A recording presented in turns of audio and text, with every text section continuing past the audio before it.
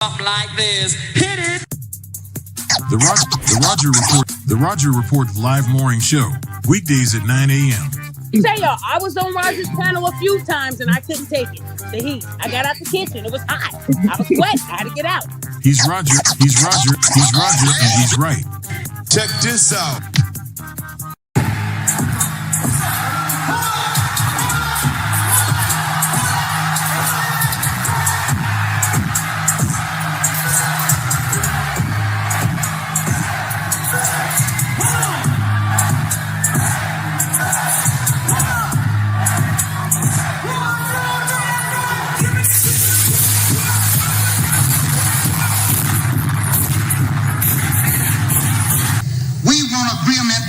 We can live or die.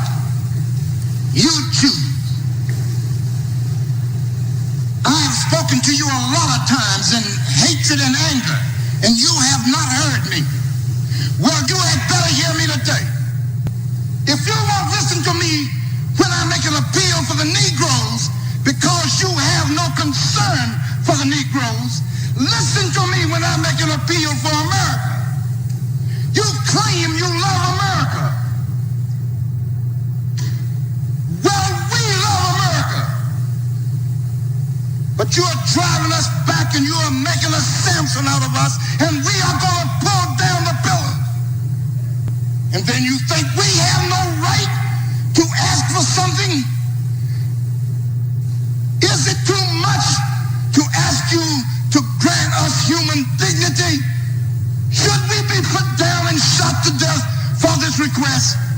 If so, you can aim your guns. What the hell do you think we care about dying if you're going to deny us the right to live? Good morning, folks, and welcome to another edition of the Roger Report Live, the best show on social media. If you are new to the channel, go ahead and take a moment out to hit that like button, because this is where you're going to find the best content on social media, and you don't have to worry about it because you're going to have me right here to make sure that happens. And if you've already been coming to the channel for a while, then go ahead and hit that like button, because you already know what time it is, and you know that this is where you're going to get the best content on social media. It's not a mystery to you at this point. You've seen other people do it. You've seen other people do it well, but what you have not seen is anyone do it quite the way I do it. So make sure you hit that like button, and everyone, yes, everyone, take a moment out to share the content, y'all. There are so many people who need to get great content like this, and it's just a small thing you can do to help the world be a better place. And isn't that what we want at the end of the day? Don't we want the world to be a better place? Of course we do. So share the content now. Share it through your social media. Share it through word of mouth, or even text someone's phone. But do what you got to do to help spread the word. All right, folks, today we are going to talk about a very serious subject in the heart of a lot of Black people, okay? This is a real serious subject in the heart of a lot of Black people. Okay, and you know, it's in Black people's heart for a lot of nonsensical reasons, and we're gonna deal with some of that today, y'all. We're gonna deal with some of that today. But before we go too far into this, you know, I want to give a special shout out to people who go above and beyond to make things happen over here at this channel, because I cannot do things the same way without them. Yes, I'm talking about the people who drop a little something on the stream, okay? And with today, we gonna celebrate my main man, Y Skinner Man Cave, y'all. He is the sponsor of today's stream. So shout out to Y Skinner Man Cave. Thank you very much for all the support. He been rocking with me for a good long time. Shout out to the brother. Shout out to the brother, y'all. And y'all keep in mind, big or small, I do appreciate it all. Yeah, big or small, I do appreciate it all. And shout out to Y Skinner Man Cave. He, like I said, he been rocking with me for a long time now. So shout out to that brother. Shout out to that brother. Shout out to that brother. All right. And before we get going, I want to give some shout outs to a couple of people who checked in this morning. It's always good that when you start a stream that you see a few people checking in as they go. But y'all know how it goes over here at the Roger Report Live. there can only be one. You move too fast, you ain't gonna. You move too slow, you ain't gonna make it. You got to be on point, and that's just the way it work over here. So shout out to the Highlander of today's stream, my main man, the pit master himself, y'all. Chef Mike's Roundtable has done it again. Shout out to Chef Mike's Roundtable. He's done it again, y'all. He is the Highlander of today's stream. Man, you need to get you a few under your belt, okay? Get you a few under your belt, okay? You should always have a recent one. You should always have a recent one. And that's real talk, okay? And let me give some shouts, to some of the other folks here. Of course, shout out to you, Chef Mike's Roundtable, one more time. Shout out to my main man, Trail Billy, representing in the building. Hashtag long live the habitual line steppers. Hashtag Negroes in the wilderness. Hashtag dignity over vagina. Hashtag Al Gore's baby. And hashtag Hell Hydra. Shout out to you, my brother. Shout out to you. Glad to see you in the building. We got Kevin 3904 in the house. Good to see you, my brother. Good to see you. Inspired Truth Broadcasters checking in. What's going on, my brother? What's going on? We got Elijah Brown in the house. Good to see you, brother. Good to see you. Afro Merchant is in the building. Great to have you, my brother. Great to have you. Yeah, we about to get into this, y'all. Because a lot of folks make a lot of excuses for black women not doing the stuff they need to do. And they always talking about what some black men ain't did, as if it got something to do with us, y'all. Y'all, welcome to this little country we call America, y'all. Okay? Welcome to this country called America. Shout out to Capri Ted. I see you in the building, my brother. I see you in the building. Good to have you. America. It's some other countries are very, have the similarities. Some do not. Okay, shout out to all my people listening around the world. But shout out to everybody who knows and understands how America works. All right? America is the country where black women are not dependent on black men at all. Well, I ain't going to say at all, because technically you have a few good women out there who actually rock with black men for real, for real. Not for play, for real, for real. You have some black women who actually love their husbands, married, okay, married longer than a decade, all right? And they actually rock with black men. Now, percentage-wise, they are the few. It's that simple at the end of the day. Percentage-wise, they are the few. And a lot of people keep trying to mess with black men's egos, saying that black women are in certain positions because of what you guys either have done or what you guys haven't done. And see, in 2025, the black woman is not dependent upon the black man to generally do anything. And I know that may hurt some egos, because a lot of people, they push this nonsense that men need to be needed. That's what they say. Men need to be needed. Now, men don't need to be needed. That's just a lie. That's a lie. Men don't struggle with a sense of identity because somebody else ain't giving them problems to solve. That is not true at all. Now, people say this because a lot of people have no idea what it's like to be a man, especially a black. Okay. And you have a bunch of dumb women. Yep, the dumb ones. Okay. Who would tell you that men need to be needed. No, that's stupid. Why would I want you to bring problems to my feet so I can solve your problems so I can feel like somebody? That's just plain stupid. I don't need your problems. Never did, never will. What people like is solutions. That's what people like, not problems. So, there's people who say stuff and don't even think about the things they say. It just is what it is. All right? And a lot of black women get themselves in certain positions and they say things like as if it has something to do with black men. So yeah, we were having a conversation the other day, and I'm gonna get into this because of these things that I said on a regular basis that really do need to be addressed.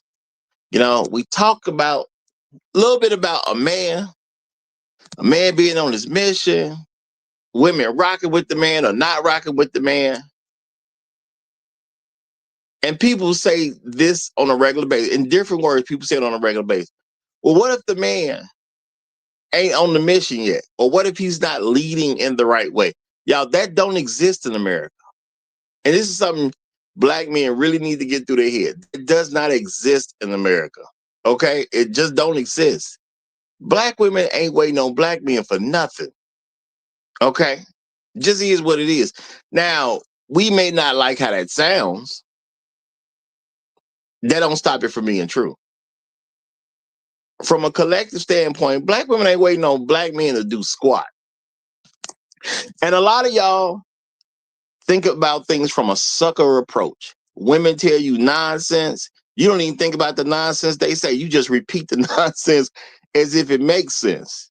And you never just stop to think about it. Well, black women want to do this and they want to do that. But the problem is they can't find the man, the quote unquote, respect or be guided by or to lead them.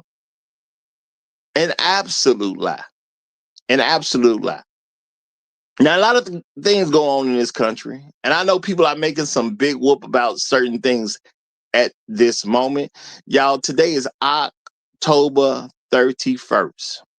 So what does that mean in 2025? Because people may listen to this in the future and may not understand what October 31st means today. No, I'm not talking about people celebrating Halloween. I ain't talking about that at all. Okay? October 31st in 2025, if you happen to live in America, is the day that people may go without. When it comes to people on the system, EBT, food stamps, whatever it's called in your area. I know it's different names for it in different areas. They got these different programs. Well, tomorrow may just be the day because the government is quote unquote shut down. Ain't no payments gonna get made. So people who normally start getting food stamps somewhere between maybe the 1st and the 3rd, or technically maybe between the 1st and the 5th, the money that they would usually receive is in the form of food stamps may not be available. Now, I don't know. They could do a last second Hail Mary. It's a Friday, y'all. It's a Friday for people in the future who listen to this. It's a Friday today, the 31st. It's a Friday. Okay. So maybe some type of Hail Mary gets done today to avert the quote unquote disaster that may happen tomorrow. We'll see, y'all. Am I concerned? No. Personally, I'm not concerned. If anything, for me personally, if I want to go to the grocery store tomorrow, it'll probably just be easier for me to do it. Possibly. Some of the folks who usually come out somewhere between, because I personally try to avoid the 1st through the 3rd. Okay. I don't really want to go grocery shopping on those days because a lot of people that I wouldn't run into on another day may be there on that day. So maybe I can go grocery shopping tomorrow and it's easy. I don't know. Could be rough. Might go to the grocery store just to peek my head in and see what happens. Okay. Now, there are black women out there and they're going to have to deal with this because they're not prepared for this particular situation. What does this have to do with black men? Nothing. And I know people may say, well, what about the women who, quote unquote, got them a black man and tried to follow his plan and now they out there and they struggling and they need food stamps? Well, they didn't actually follow that man.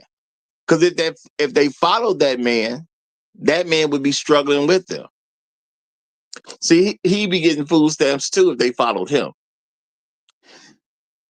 Let me ask y'all a question. How many black men you know getting food stamps and they with somebody? Now, I know this is an interesting question because y'all know a black man can get food stamps now. I don't know what the requirements are, but they say a man can actually get food stamps now. It was like a little bit of backlash about equality. And then people were saying stuff about, well, women struggle all the time and they get these extra benefits. How come the man can't get no benefits? You know? And there is some way, to my understanding, that you could finagle the system even as a man. You ain't gonna get much, but you might be able to get a food stamp or two. You know, you might get a couple bucks in the form of food stamp. You might be able to do that. Now, what man gonna go get them? I don't know. But realistically, how could a woman be in a bad situation because she quote unquote listens to some man? All right. Because let's keep it real. I'm not telling y'all black women don't like black men in a compromised position because they love black men in a compromised position. But they don't listen to them niggas. Okay? To black women, them niggas, man, they don't listen to them. They'll be with the black man in a compromised situation. Will they be with a black man with no job? Absolutely. Do they really listen to black men with no job? Not really. You know? I guess if you watch the couple hard enough, maybe you'll see some instance where she'll listen at some given time. Maybe he'll say, hey, can you make some grape Kool-Aid tonight? And maybe, just maybe, the Kool-Aid that she makes that day will be great. Just maybe.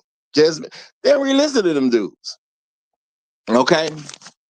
So we was talking about men yesterday. We talked about men at the point where they're willing to marry somebody. And people was throwing out there, well, what if the man ain't got himself together? What man is out here with no plan trying to marry somebody? Okay. But see, people will say, well, you know, it's men that they don't have a plan. They just want to get married. Okay. I don't really buy into that because keeping it real, a lot of black men don't find nobody worth proposing to amongst black women. That's just number one. So they're not proposing in the first place, you know. Now, I know black women have claimed men propose. Yet we don't run into any brothers out here who proposed to a woman and she said no. We don't seem to know any of them brothers. Okay? We don't seem to know any of them. Black women claim all day long that, you know, well, you know, it's about 3, 4, 5, 6, 7, 8 guys who proposed to me. I just said no to all of them. And yet we don't know none of these men. You ain't ran into none of your men. Your uncle ain't proposed to nobody. And she said no. Your brother ain't proposed to nobody. And she said no. Okay? Your nephew ain't proposed to nobody. And she said no. Now, I know I'm supposed to say anybody for proper grammar, but I'm making a point here. Okay? There ain't no bodies out here, y'all. There ain't no bodies out here. And women go to the place, they go as far as being homeless, and people still be talking about something with a black man, and the black man didn't have no plan and things like no. Now, will I say that there are couples out there? Have I personally seen a couple or I saw a black man who looked like a crackhead? Did he have a girlfriend? Yeah, he did. Okay. But his girlfriend was a crackhead too. That man, does he have a plan? Yes, he does have a plan. Does that woman like his plan? Yes, she does. What's his plan, y'all? No, let's be realistic. What's the crackhead man's plan? What's his plan? His plan is to get high. That's what his plan is. Okay? He gonna get high with his lady. That's what they gonna do. Now, y'all may say the man ain't got no plan. I think y'all full of it. That man do got a plan.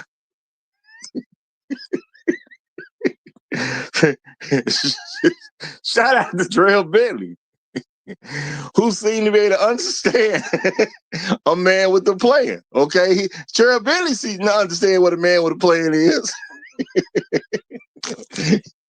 That crackhead man got a plan to get some crack. That's his plan. Now, you may not agree with that plan.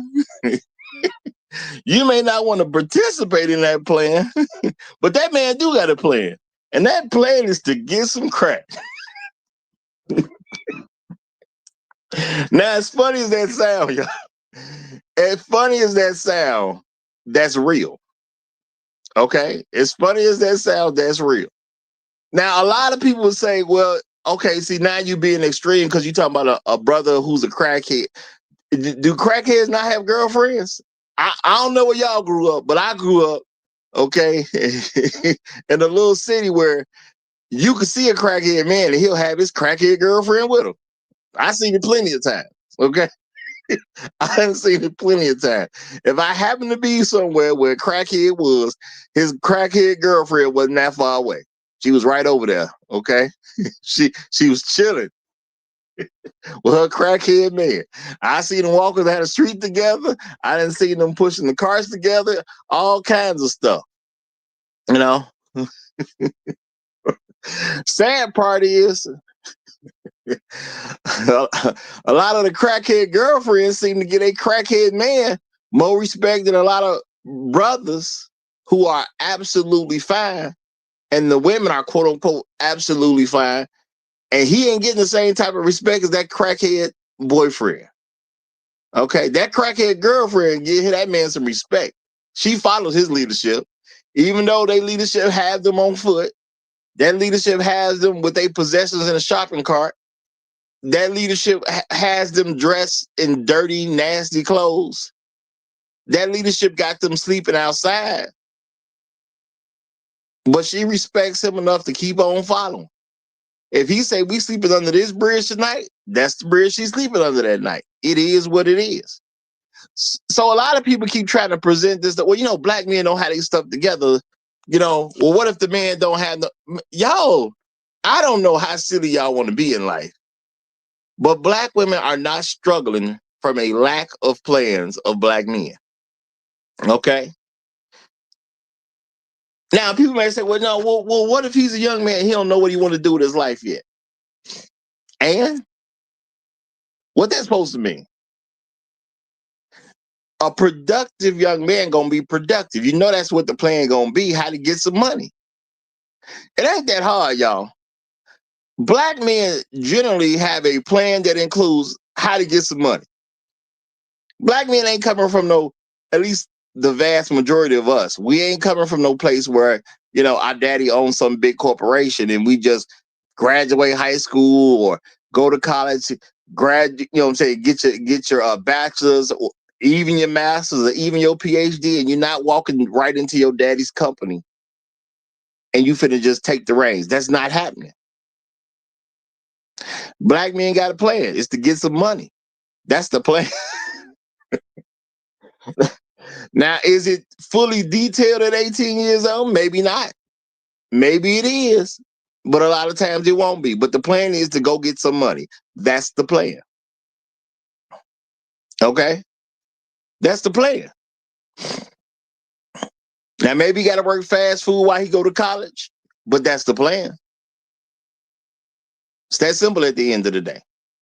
That is his plan. I'm going to be this thing when I graduate.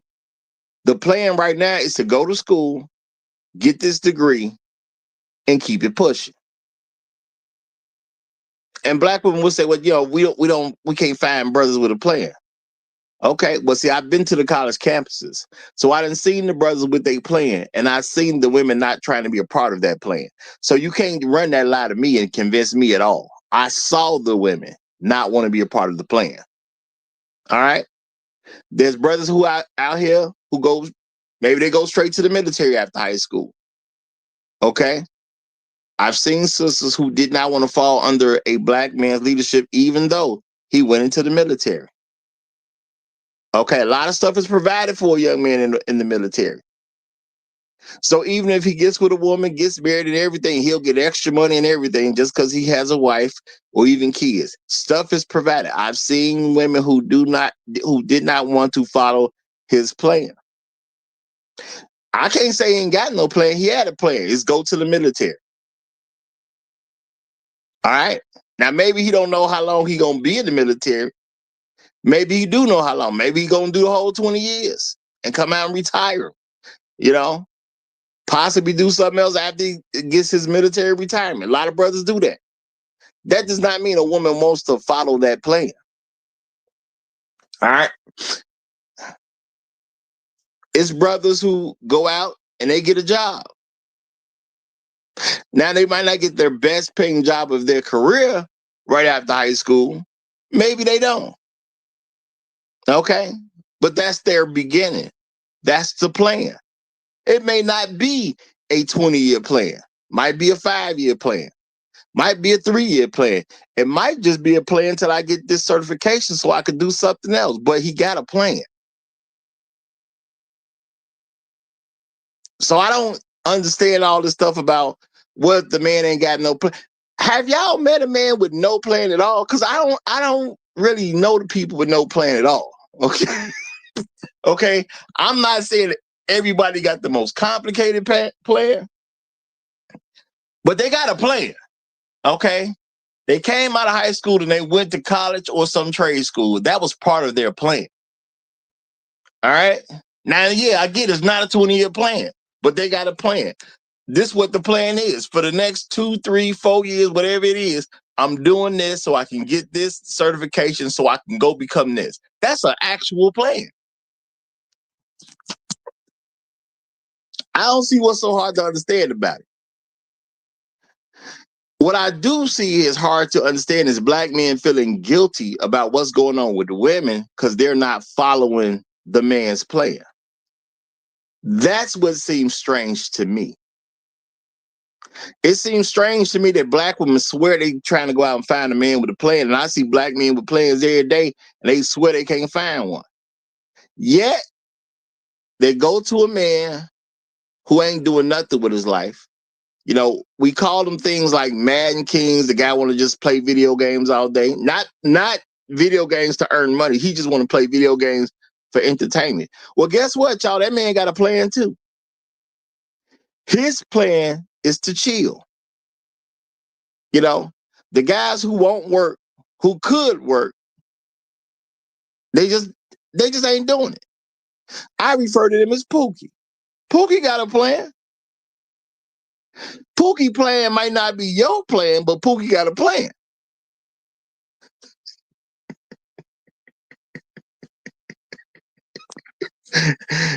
Shout out to you like sometimes. So you got me laughing. I'm trying to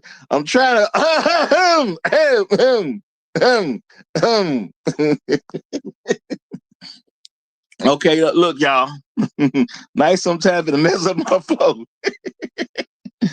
Pookie got a plan, y'all. What's Pookie plan? Pookie plan is to watch the game. That's what Pookie plan is. Game come on at 7 tonight, okay? That's Pookie plan. All right. Now, does Pookie have a long, drawn-out, dramatic plan? Not necessarily, but he watching the game tonight at 7. That's the plan. And y'all may swear black women can't find a man with a plan. But black women don't seem to even have a problem with Pookie's plan. What's Pookie plan? The game come on at 7 tonight. I'm watching the game. He's not even necessarily saying we watching the game. I'm watching the game. You know?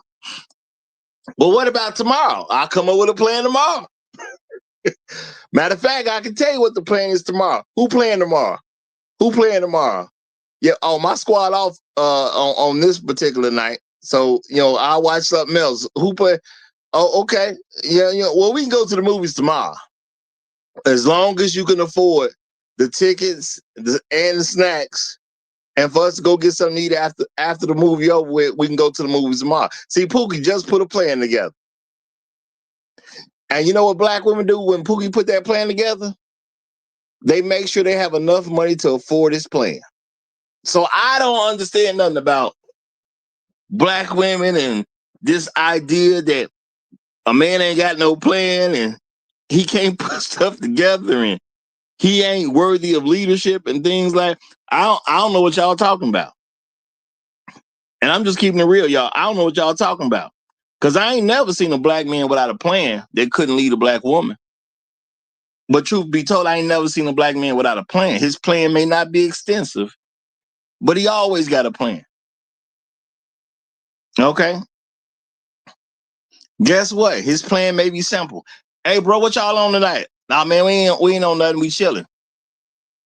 Y'all know what I heard with a response like that? I heard his plan. Now, maybe y'all didn't hear the plan. When he said, we ain't on nothing tonight, we chilling. I heard his plan. He said, we're not necessarily trying to do anything productive this evening. This evening, we prefer to just relax. There will be no job going to. There will be no internet courses being followed. Okay. There will be no seeking out a better position in life tonight. Tonight, we're relaxing. Now, that relaxing may come into different form. We have not necessarily decided the form that relaxing will come in. It could be just us shooting some hoops at the park. It could be us just chilling on the porch. Okay. It could be us just, cracking jokes on each other as friends. But they got a plan. Now, this idea was put out there. Well, what if a black woman is with a black man, but the man ain't got no plan? They all got plans, man. They all got plans. The plan you may not agree with, but he got a plan. It's that simple at the end of the day, y'all. He got a plan. You may not like his plan, but he definitely got one. Well, some of the things were being discussed about black women helping a man. Because I did say, and I was talking about when you with someone seriously and marriage is on the table. Okay? A black woman should be looking to turn her money over to a man. And people make excuses about black men being incompetent. Well, what if you don't have no plan for the money yet? What if? Have y'all ever heard of something called a bank? Okay, have y'all ever heard of something called a bank? If you give the man the money, all he got to do is put in the bank until he figure out what they're going to do with the money. It ain't that hard, y'all. It's not that hard. Well, I can't turn no money over to no man. He don't know what he going to do with it. Yeah, he do. He going to put it in the bank. What kind of man are you talking to? Because let's keep it real, y'all. If you're talking to a man with any level of sense, if he's a productive man, if you give a productive man some money, his biggest problem is not he don't know what to do with it. It's just simply, I'm going to put it in the bank until I make a plan for the money. Money can come out of nowhere on any given day. Okay? It can come out of nowhere. All right. Now, I'm going to say shout out to I Keep It Real. Okay. She said, thanks for letting us know. Plan to be lazy. Yes, black women love men who plan to be lazy. I ain't let you know anything. Now, I'm not saying it's you personally, even though it probably is you based on numbers, because I don't know you personally. So based on numbers, you like black men who have a plan to be lazy. Now, that's just me using percentages. I'm not saying something personal about you. But since you did make that comment, I'm going to just say percentage-wise, as a black woman, and you may not do this at all. But see, if I had to bet money on a woman that I don't know, I got to bet on what the majority of black women would do. They like men that have a plan to be lazy. You love them. That's why y'all complain as a group. I'm not saying it's you, but that's why y'all complain as a group that y'all with this man who be lazy. Y'all with this man who won't get no job. Y'all are with this man, he at the house all day playing video games. Y'all with this man who refuses to go out and even try. You with this man that won't go to school. See, black women tell us they like a man with a plan to be lazy. And then they pretend the man didn't have a plan. We all knew what his plan was. The man didn't hide his plan from anyone. Now, what does that have to do with most black men? Nothing. Black women go out their way to find a minority of black men that won't do anything. And then we supposed to pretend like it's a widespread problem in the black community. Who told them to like lazy bums? Y'all, let's be realistic about this. Let's be realistic about this. Who tells black women to like lazy bums? Because I don't see no man tell his daughter to be into a guy that's a lazy bum. I ain't never seen it. I've never seen a man tell his sister to be into a guy that's a lazy bum. Never seen it one time. Okay? I've never seen a guy tell his cousin to get with a man that's a lazy bum. Didn't see it once. Not once. Okay? I've never seen a man tell his niece to go after some man who is a lazy bum. Never seen it. So who is encouraging black women to get with men that aren't trying to really do much in life? Who is that? Because somebody encouraging them to do it. So who is it? Let's think about it, y'all. Who is it? If you don't ever see a man say do that, who is encouraging black women to get with men that ain't trying to do too much? Well, you know what? If we're realistic, it's probably black women. Black women make all kinds of excuses for men that ain't doing much because they like compromised men. And when you confront them, they say all kinds of stuff. See, you don't know him like I know him. You just don't believe in him like I believe in him. Like we just dumb people. You don't know him like I know him. See, one day he finna go out there and he finna conquer the world. Well, how come he ain't started yet? Okay, I ain't saying he gotta conquer the whole world tomorrow. But how come he ain't started yet? And that's what we did with as black men. We did with women swearing they were finna do something with a guy who we can clearly see ain't about nothing. He let you know what his plan is, and then because his plan is to do nothing, she want to mess with him. And guess what happens with the men who have a plan to do something? Black women seem to have a problem with their plans. Okay? Ain't that crazy? The man who's going to do something, black women seem to have a problem with his plans. Well, your plan ain't good enough. Your plan ain't right. Okay? That's the issue with black men. See, y'all be trying to make plans, but y'all plans don't make no sense. But they seem to have no problem with a man without a plan that goes past tomorrow. How do you do that? That's an amazing stunt. Okay? Let's be real, y'all. That's an amazing stunt. So, as I was talking yesterday, now keep in mind, I was talking about men at the point of they're willing to marry somebody. And any man who's at the point of trying to marry somebody, he got a plan. Again, he may not have the plan you have.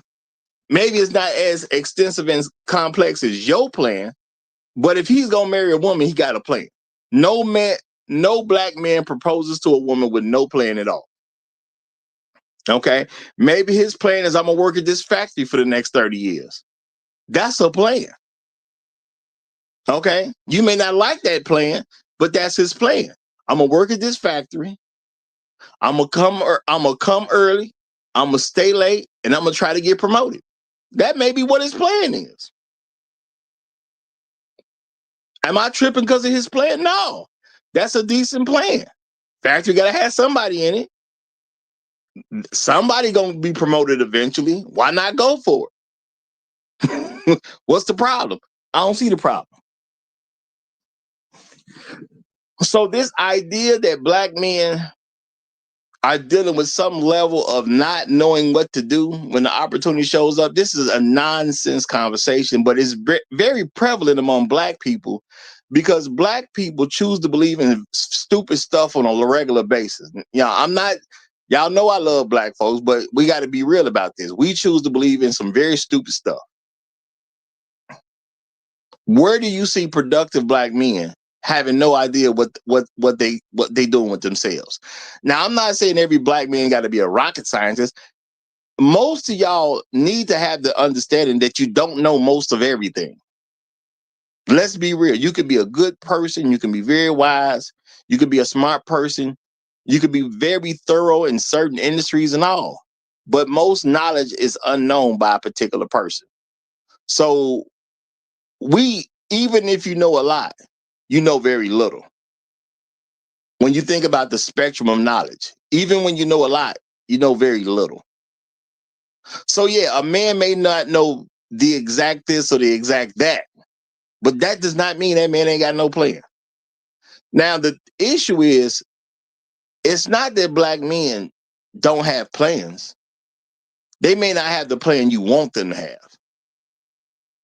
And a lot of black men buy into this thing that women say, well, no, what, I try to come in together and I wanna submit to the man, but he's not ready for me to submit to. How is he not ready?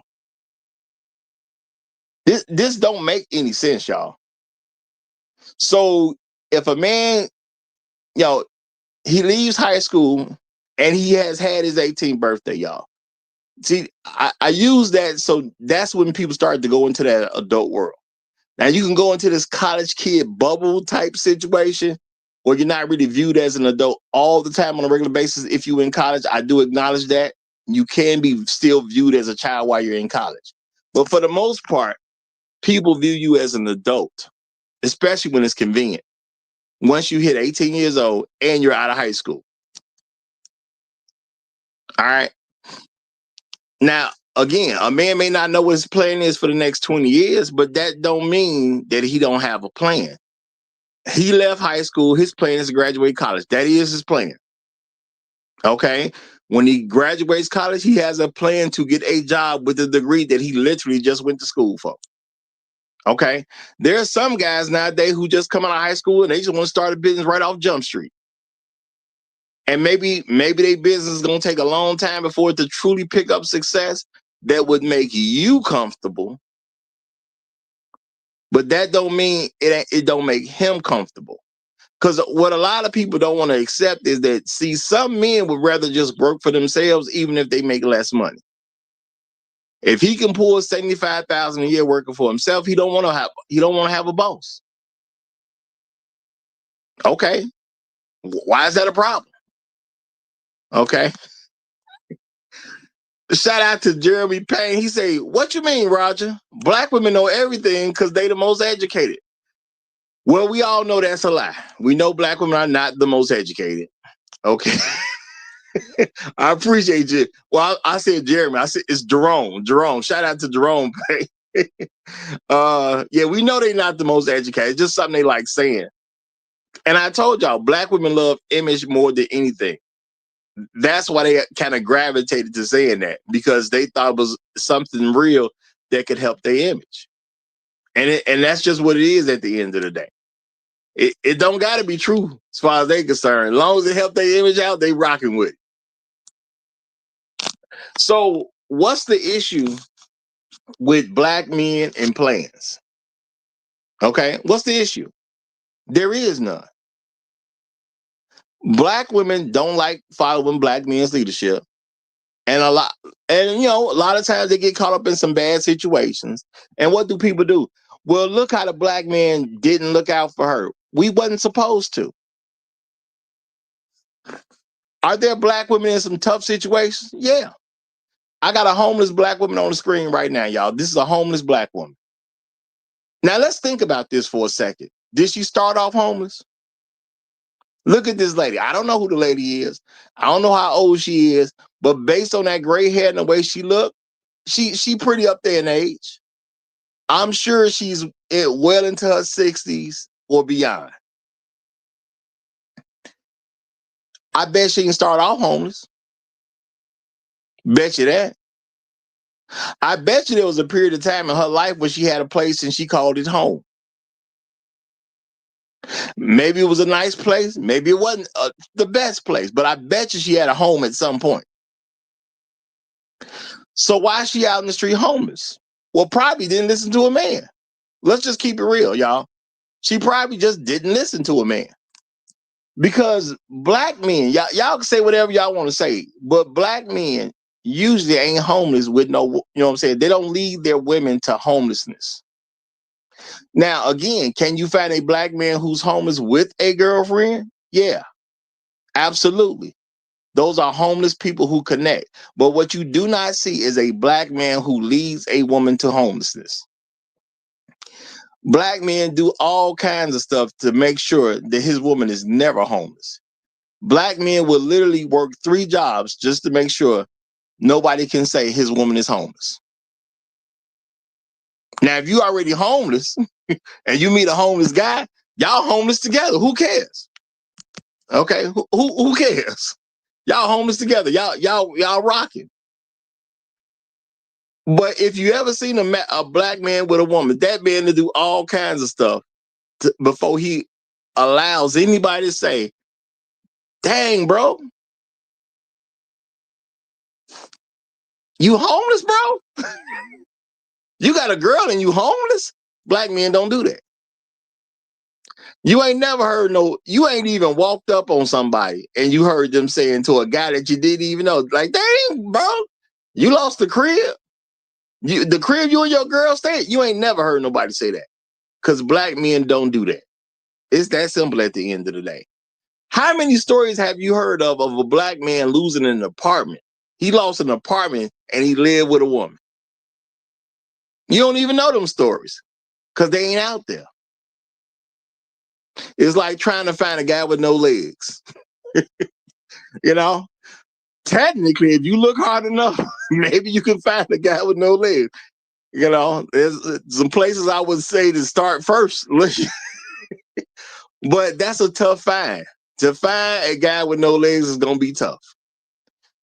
The same way to find a black man that was with a black woman and he ended up home.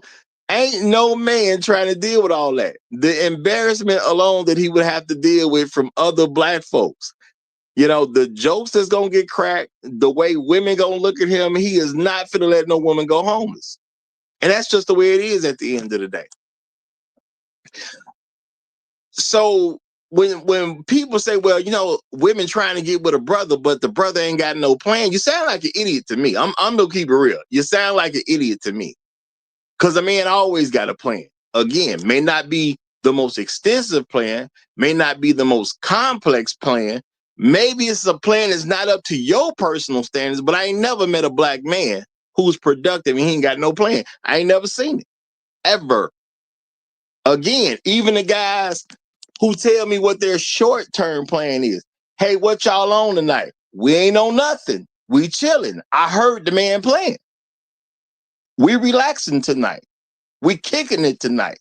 We ain't doing squat productive tonight. Tonight is about relaxing.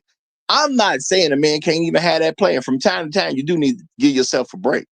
Even if you're a very productive person, you need to give yourself a break from time to time. I mean, even God himself said, don't work on the Sabbath day. Like, that's God saying, hey, chill, okay? You done worked hard. You done did your thing. Chill out. It's the 7th day. So even God say, take a chill pill sometime. So I don't want, when people say, well, men don't have no plan, you sound crazy to me. And I'm just keeping it real. You sound crazy to me because I ain't met men without the plan. And I guess if you really want to find a man who ain't got no plan, maybe you are literally hanging out around homeless men. Maybe that's what you're doing. Because I don't know where you will find a bunch of men who literally have no plan. So maybe you hanging with the homeless. And I'm not saying that to be funny. I'm saying that because how can you be around black men who literally have no plan? But I got my first guess up. So, Creator, you got the flow, my brother. How you doing? I'm doing super duper, man. What's happening to the Roger report and what's happening, Roger? Everything good, brother. I gotta see if my food stamps come tomorrow. Yeah, me too, man. Yeah, me too. You know what I'm saying? Let me get a couple. I got a few dollars for you.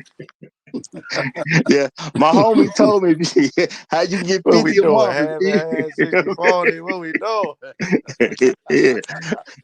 Now I might go to the grocery store tomorrow, y'all. Real talk. He said, I ain't doing none. I ain't letting none go. Middle finger to all y'all. No, I ain't gonna even be that way, but I might go to the grocery.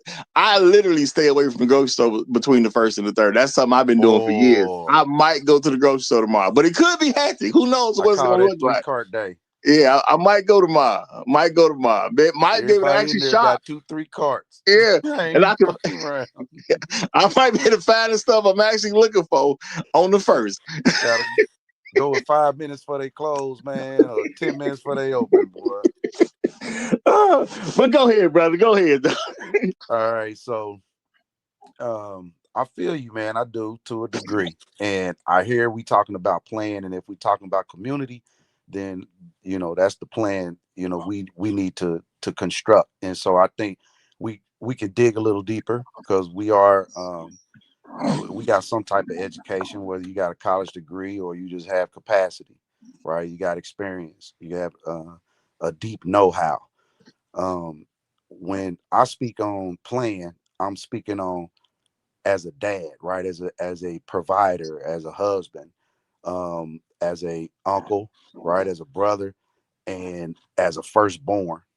And having this as a firstborn, just kind of always having, people looking at what you gonna do, right? How you gonna do it. They look to you for that. It's guidance, not necessarily leadership, but it is to a degree. And there's nothing wrong with having, a plan, but what are you planning? And it's great to say we got men who don't have a plan, but what is the plan? Is the plan to go clean toilets all day? Is that the plan? And that's cool. You got a plan, but is that the most productive plan for not only the micro, your family, and then we break that down into the macro, the community, right? So the plan is for us as men. That don't mean we doing bad just because our kids, or okay, and they don't give us no drama. But I think where we have to now decide, since okay, now we doing a little better in society, how do we progress from that point up?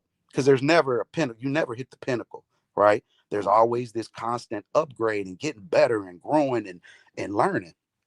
So now when I say a man don't have a plan, I'm looking around, um just what's around me. What's your plan?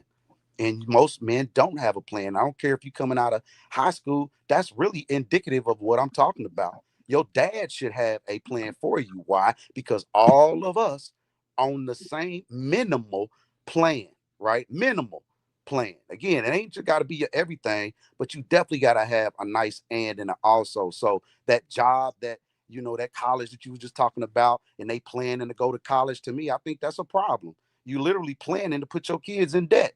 That's part of what I'm talking about. That plan. What are we dads putting what is the plan that we have for our legacies? And if that plan is everything about that plan is to go build somebody else's legacy, right? Then that's a poor plan in the first place. Meaning I'm literally sending my legacy out to build Roger's report, right? Roger Report is sending his kids out to build CNN. That's not the plan. And so I think out the barrel here, life throws us curveballs and we don't know what we're going to do. We didn't know we was going to get into certain things at a certain point. However, if we have a minimal plan for when we build a family, right? Whether that's your children or whatever the situation is, or you a baby daddy to somebody else's kids that are not biological to you, you have a plan to sustain and grow, right? Minimally. And to me, I'm talking community. I'm always speak on community, family, and how we should move as men in our community. I can't worry about what nobody else doing. I'm just gonna focus on what we need to do. I ain't got no energy to argue about what they doing over there. I'm sure there are great statistics with them over there, but we're gonna focus what we got to do over here. Okay. All right. Shark Sims, you got the mic, my brother. Happy Friday, peace to the gods. I'm gonna start it off like this. As a black man, as soon as you get out of high school, you got a plan. Your plan is to settle down, have a family. That is a plan. That's what you worked to all of this time. now we see it ain't happening. So you know you got to have a second plan, and that's where the OGs come in and push you on to like, yo, you know you got to have a backup plan for your backup plan. Second of all, as far as a homeless man with a guy being homeless with a girlfriend, I've never seen that, but I have seen homeless men get girlfriends. That's a plan in itself. He had to work his way around getting a girlfriend while he was homeless, and he's diabolical for achieving that. I gotta give him to that. But my third thing is to be, you know, what my plan is. I'm gonna cut my hair. I'm gonna wash the car down, and I'm gonna be in front of the goddamn grocery store tomorrow morning with singles in my pocket, a bottle of Hennessy, and a hotel card. You want this turkey? You want this turkey? You better get twerky, baby. Let's go. I'll land my plane. Shout out to all the brothers going to the grocery store tomorrow, y'all. Tomorrow might be the day to go shop. It's gonna be a Saturday. It just so happens November 1st is gonna be a Saturday. The grocery store Boy, y'all better may be invest the in most every grocery interesting store. place in America tomorrow, y'all. I don't know what's gonna happen, but I'm pretty sure it just might be interesting. So I think I'm gonna change what I was gonna do tomorrow, and I think I'm gonna make some time to go to that grocery store. Real talk. Roger, Walmart parking lot is going to be the new strip club this Saturday. All right, Tunnel Runner, you got it, my brother. Yeah, that's pretty funny. That's pretty funny. But be safe out there, brothers. Be safe out there. Make sure you got your shopping cart insurance. That's for the heavy hoes. Protect yourself at all times. That means condoms too. You know what? All right. All right. No, that's not my opening. My opening was going to say that many brothers have perfect plans. I seen brothers execute their plans, and I seen women just not follow, try to destroy a man who has a plan and executes the plan. So it's very disheartening when you see a man who is excellent with the planning, and not having a woman follow and respect the man who has a plan. I've definitely seen that all day long. It's disheartening. But yeah, they have plans and they execute the plans, and some of them execute the plans coming out of high school. And I have women who just will not follow, will not follow. All right. We got let me see what the name is today. Your rent is due and your snap, I can't see the rest of it. You gotta tell us what that is. Your rent is due and I guess your snap suspended or something. Mm. Good morning, gentlemen. I mean, happy Friday, gentlemen. How you doing? Happy Friday, brother. I'm curious, Friday. what's the rest of that name though? Your rent is due and you're snapping. It's a cold world out here, y'all. It's a cold world. That's ice cold right there. He dropping bars Every this morning. everybody talking about the snap, but nobody talking about the rent. Y'all are bogus. Well, I guess technically rent is due tomorrow. Technically. Man. You know they See, give you to the fifth. Give you to the see, fifth. see. Let me tell you what my plan gonna be as a productive Negro. Tomorrow, I'm going to work. I have a full shift tomorrow, and at night, I'm going to see a friend performing with his rock and roll band at a bar in a bar nearby. You know what's not on my plan? Thousand. You know what's not on my plan? Going to steal some food at Walmart. That's not on my plan. Yeah. Tomorrow, I might go to the grocery store. Just to see. You know, matter of fact, I might even bring my camera because I think it's gonna be lit. Yeah. And funny that they keep claim that black men don't have plans, but for some odd reason, all these hoes are pregnant. You don't find that suspicious? Black men don't have no plans. Black men can't do anything, but you can't find an empty room and not use the room to save your life. All of them, pretty much. They mamas. Now you don't have to ask them whether or not they have children. All you gotta do is just ask them, how many children do you have? Two, four. Okay. And you can look at the baby daddy and go, okay, hmm, I guess he's supposed to make you pregnant. But I'm dropping the mic right now. Okay. Kevin 3905, you got it, my brother.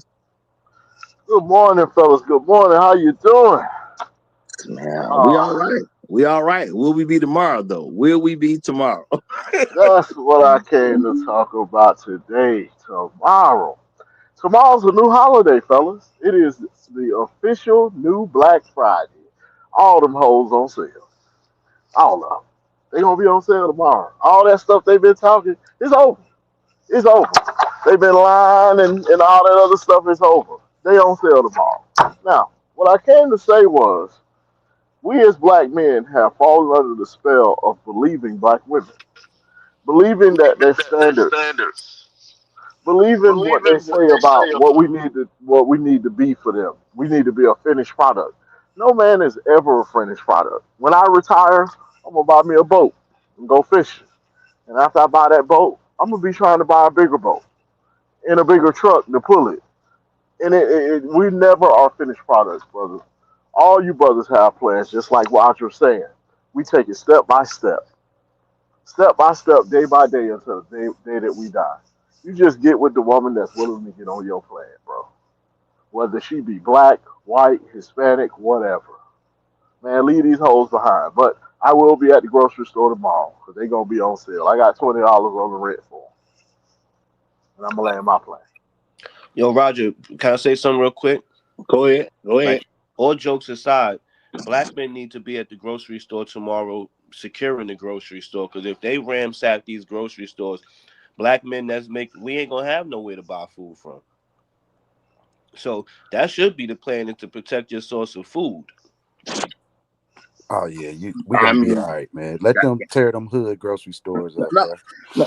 I think black men should go to the grocery store tomorrow. I'm saying, if for nothing else, just to see what it looks like. No. My thing is, look, I'm not going to promote laughing and cracking jokes at people who are quote unquote suffering. But I do think black men should go to see what actually kind of happens tomorrow. We should kind of be aware. I think this is a good day for us to kind of be.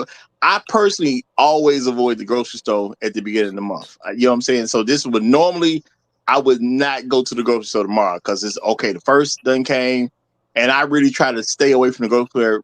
I definitely the first to the third, but I really don't need to go to like the sixth if I gotta go shopping or whatever the case is, you know. Or if I gotta go, I try to come in like right before they close, grab something and leave right before. I've been at the grocery store when people got their food stamps or their EBT turned on or whatever the case is. I don't want to experience that anymore. So I don't really have, and I'm not bringing this up to make fun of them.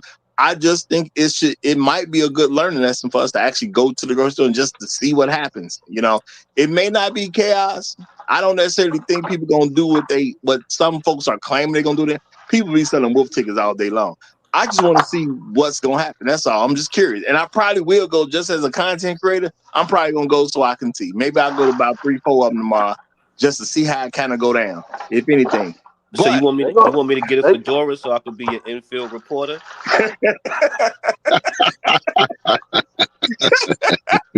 Tomorrow might be the day. Roger Report live. Right now we at Walmart parking lot. Oh my God, it's going down. We're gonna work something out in Bible study. We'll work something out. All right. Y'all hit that like button though. Hit that like button. Shout out to Chef Mike. I see him saying something about the likes, y'all. We got 86 people watching, but only 38 likes. That's kind of, y'all should be embarrassed for that. Y'all should be embarrassed. Okay, hit that like button. But y'all think the reason I'm doing this show is because of something I'm gonna say Santana said about black women trying to be with some man and he don't have no plan. And I'd be like, what is it? Where does this thinking come from? And I'm not saying that to put him on the square. A lot of people say this.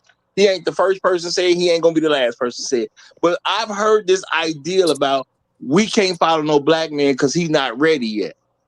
Now I see what they do with other men, and I see the position other men are in. Yes, I literally have seen black women with homeless white men, literally homeless. I'm talking about literally living out the hotel. Okay, so I see men are not required to have plans, but people will say black men don't have a plan or they're incompetent or something like that. So we don't need to be with those guys. We need to find somebody else.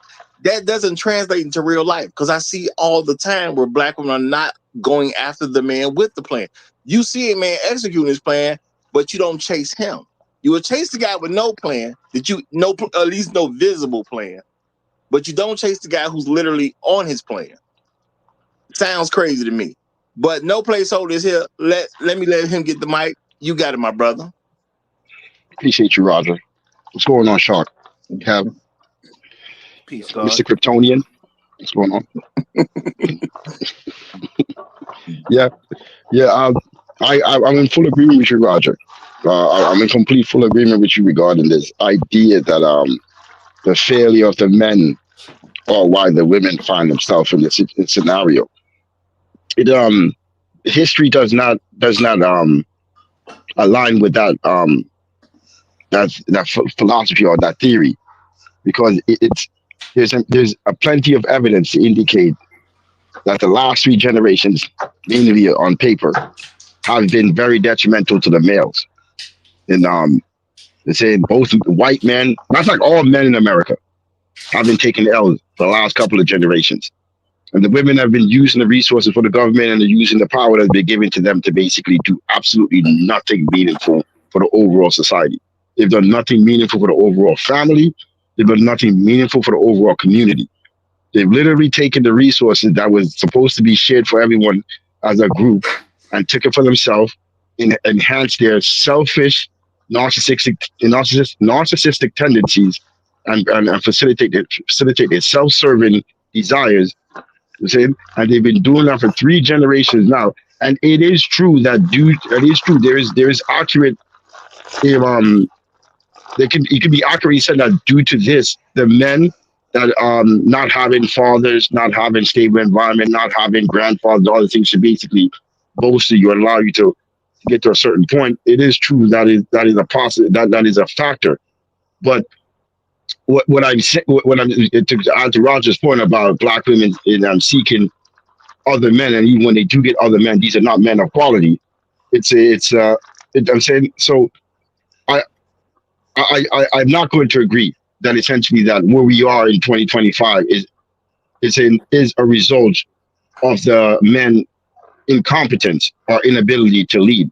Because I fully believe that even as how Black America is currently right now, if Black women were to get behind the men as they are right now, it may not be the greatest results that you're going to get right now, but one or two generations from now, you will see results that are basically far better. Because even as the way the men are right now, they can still lead better than these women. I'll end there. So y'all gonna be shitty at me, man. The way I'm just like, so you can do comparisons, like, and this is why we compare because it's a race. This is why they changed it to a race because in theory, it's what it is. And in that race, you have statistics, right? We got data. Let's see how, and we compare that data to our competitors, right? Who we competing with.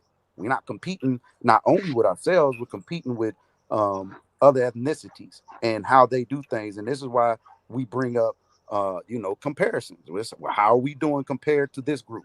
Or how, these are our measurements, milestones. We need to see where we should be. And when we compare that, it do seem as though in some cases we got some excuses, bro. And it is ain't no reason why at this point in stage in 2026 that we should be worried about or even really, and I get it, relationships is a lot and it takes us as OGs, the OG that I am now, was not the OG when I was 18, but at 18, I shouldn't even been worrying about no pussy. And that's just being real. I shouldn't even have been focused on that. That should have been prepared for my pocket, right? That should have been, it should have been um a more focus on other things, and you ain't really got a lot of time to do that. Back when you was farming or I was really super busy, I just didn't have time to do certain things. So when a woman did come, she did have to be of quality. We didn't have time to have women that was just so fluid and they was all doing it just really wasn't like that. Nowadays, the man is so focused on a relationship. At 18 years old, you still a kid yourself. You don't know nothing about nothing. And you don't have a proper plan, especially if your daddy says your proper plan is to send you to college to be something that's not going to benefit his legacy. He's going to send you to school to be in debt to benefit somebody else's What? legacy. To me, What? that's where it starts. What Well, is legacy? What are well, we building? well, So the women looking at it like, no, well, I no, see what these hold on, others. hold on, because I'm gonna say I'm 100% against what you're talking about. I know you are. I Okay. said y'all gonna No, be shit. no. No, my thing is everything has some merit in a life. If you're talking about competing with other people, people do things as a group. You have a bunch of people that are husband and wives, and your group performs based on your family. You have a family first, and then because of family, you push your people to another level. If you don't have families, there's nothing to push forward. You cannot gain wealth, and there's nobody there to deal with the wealth. You got to be on the same page. Young people get married is the way you build a life together. A lot of guys are now told, because we don't hold women accountable, that you're supposed to do it on your own.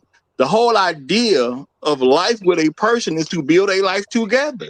If I gotta build Great a life point. 150% agree. well, I'm saying if I have No, to build the life without you, there's something wrong in the first place. I'm not supposed to build a life. You're supposed to have value to me as a woman because you were there when I went through the quote unquote struggle. That's where your value gonna come from. I don't care about no woman who come after I got everything done. She has no real value to me at the end of the day. And that's just a general thing when it comes to men. Men value the people who was in the trenches with them. And black one people second, Roger. unfortunately got to go through some trenches that other folks don't necessarily have to go through as much. But if she ain't gonna go through the trenches with me, I don't need her for when I don't need nobody on a sunny day. Nobody needs people on sunny days. You need people when the rain coming down. Go ahead, no placeholder. Yeah, so Roger, is it creator? Yeah, so you were mentioning stats before, and I know why stats are relevant. What stats can you provide to me that indicate that men in America are in a position to go build paradise for American women? So, like, Ask that question again, brother. Let me make sure that I can. what's you were mentioning the idea of we're competing with one team versus another, and that we should focus on stats based on the average income of male, average income of women, the average income of people in America. What makes you think that men are in a position to provide some paradise for women while they chill out? So who said? So I don't know where you put No, on you just said this. Roger. Roger just clearly said that men and women should build together, but that's the proper way to go. And you said you only 50% agree with that. So my question is that you assume that. Okay. So So if you're you assuming that didn't, the men, hold on, you're assuming the men can go build on their own. They say in a world where half the jobs are with women and the other half are with men, somehow these men are going to be able to get more resources out of where? yeah, this is exactly what I'm talking about. Exactly what I'm talking about. Them. So your mind frame has to change. This is what I'm talking about. So what you would teach your child is, I Dude, don't know I'm if you not was. talking about, yeah, I'm talking about reality. Dude, there's only so No, many jobs this in is America that pays. reality. It's what I'm No, no, talking no, about. I'm no. here right now talking to you. I'm alive. So what I'm talking about matters. I'm not telling you nothing that's a farce, right? That's what I'm saying. Just because you never heard it before don't mean that it don't exist. This is the problem that we No, having. no, hold on, no. The problem is at this point you're coming off adversarial. We're gonna have a discussion. We're not adversaries to each other. We're Okay, having a so look, discussion. So let's I just get it. all relax a little bit. Yeah, you're Okay. right. You're right, Batman. For real talk. All right, so look, it's the way that we thinking is what I'm trying to express. If I'm thinking that already I'm thinking you said job. You didn't say them running their own thing. You saying build together. Absolutely. No. Hold fast. When I talk about what black men can do, I'm talking about the choices you have after high school. Which one of them is get a job, other one is starting a business, the other one is going to the military, or going to Right. college or trade school to further your education. I'm talking about all of the different things. So That's whatever what it black is men that you have choose available to do, to do them. Roger, I mean, whatever that is, you should focus on that, is what I'm saying as an OG right now. If I could turn back the hands of time and I'm telling and teaching, I'm telling you to focus on your retirement right now. At working, when you start doing hair, twisting your first braid, cutting your first hair, focus on your retirement. What does that look like in America? Right? This is what I'm telling the young people. This is what I tell my young people. This is what I show my young people. I can't, and to me, it worked. It really do. So now, if every man, again, it ain't an only, it's just an and a also. Focus on him as a man first. Now he's acquired.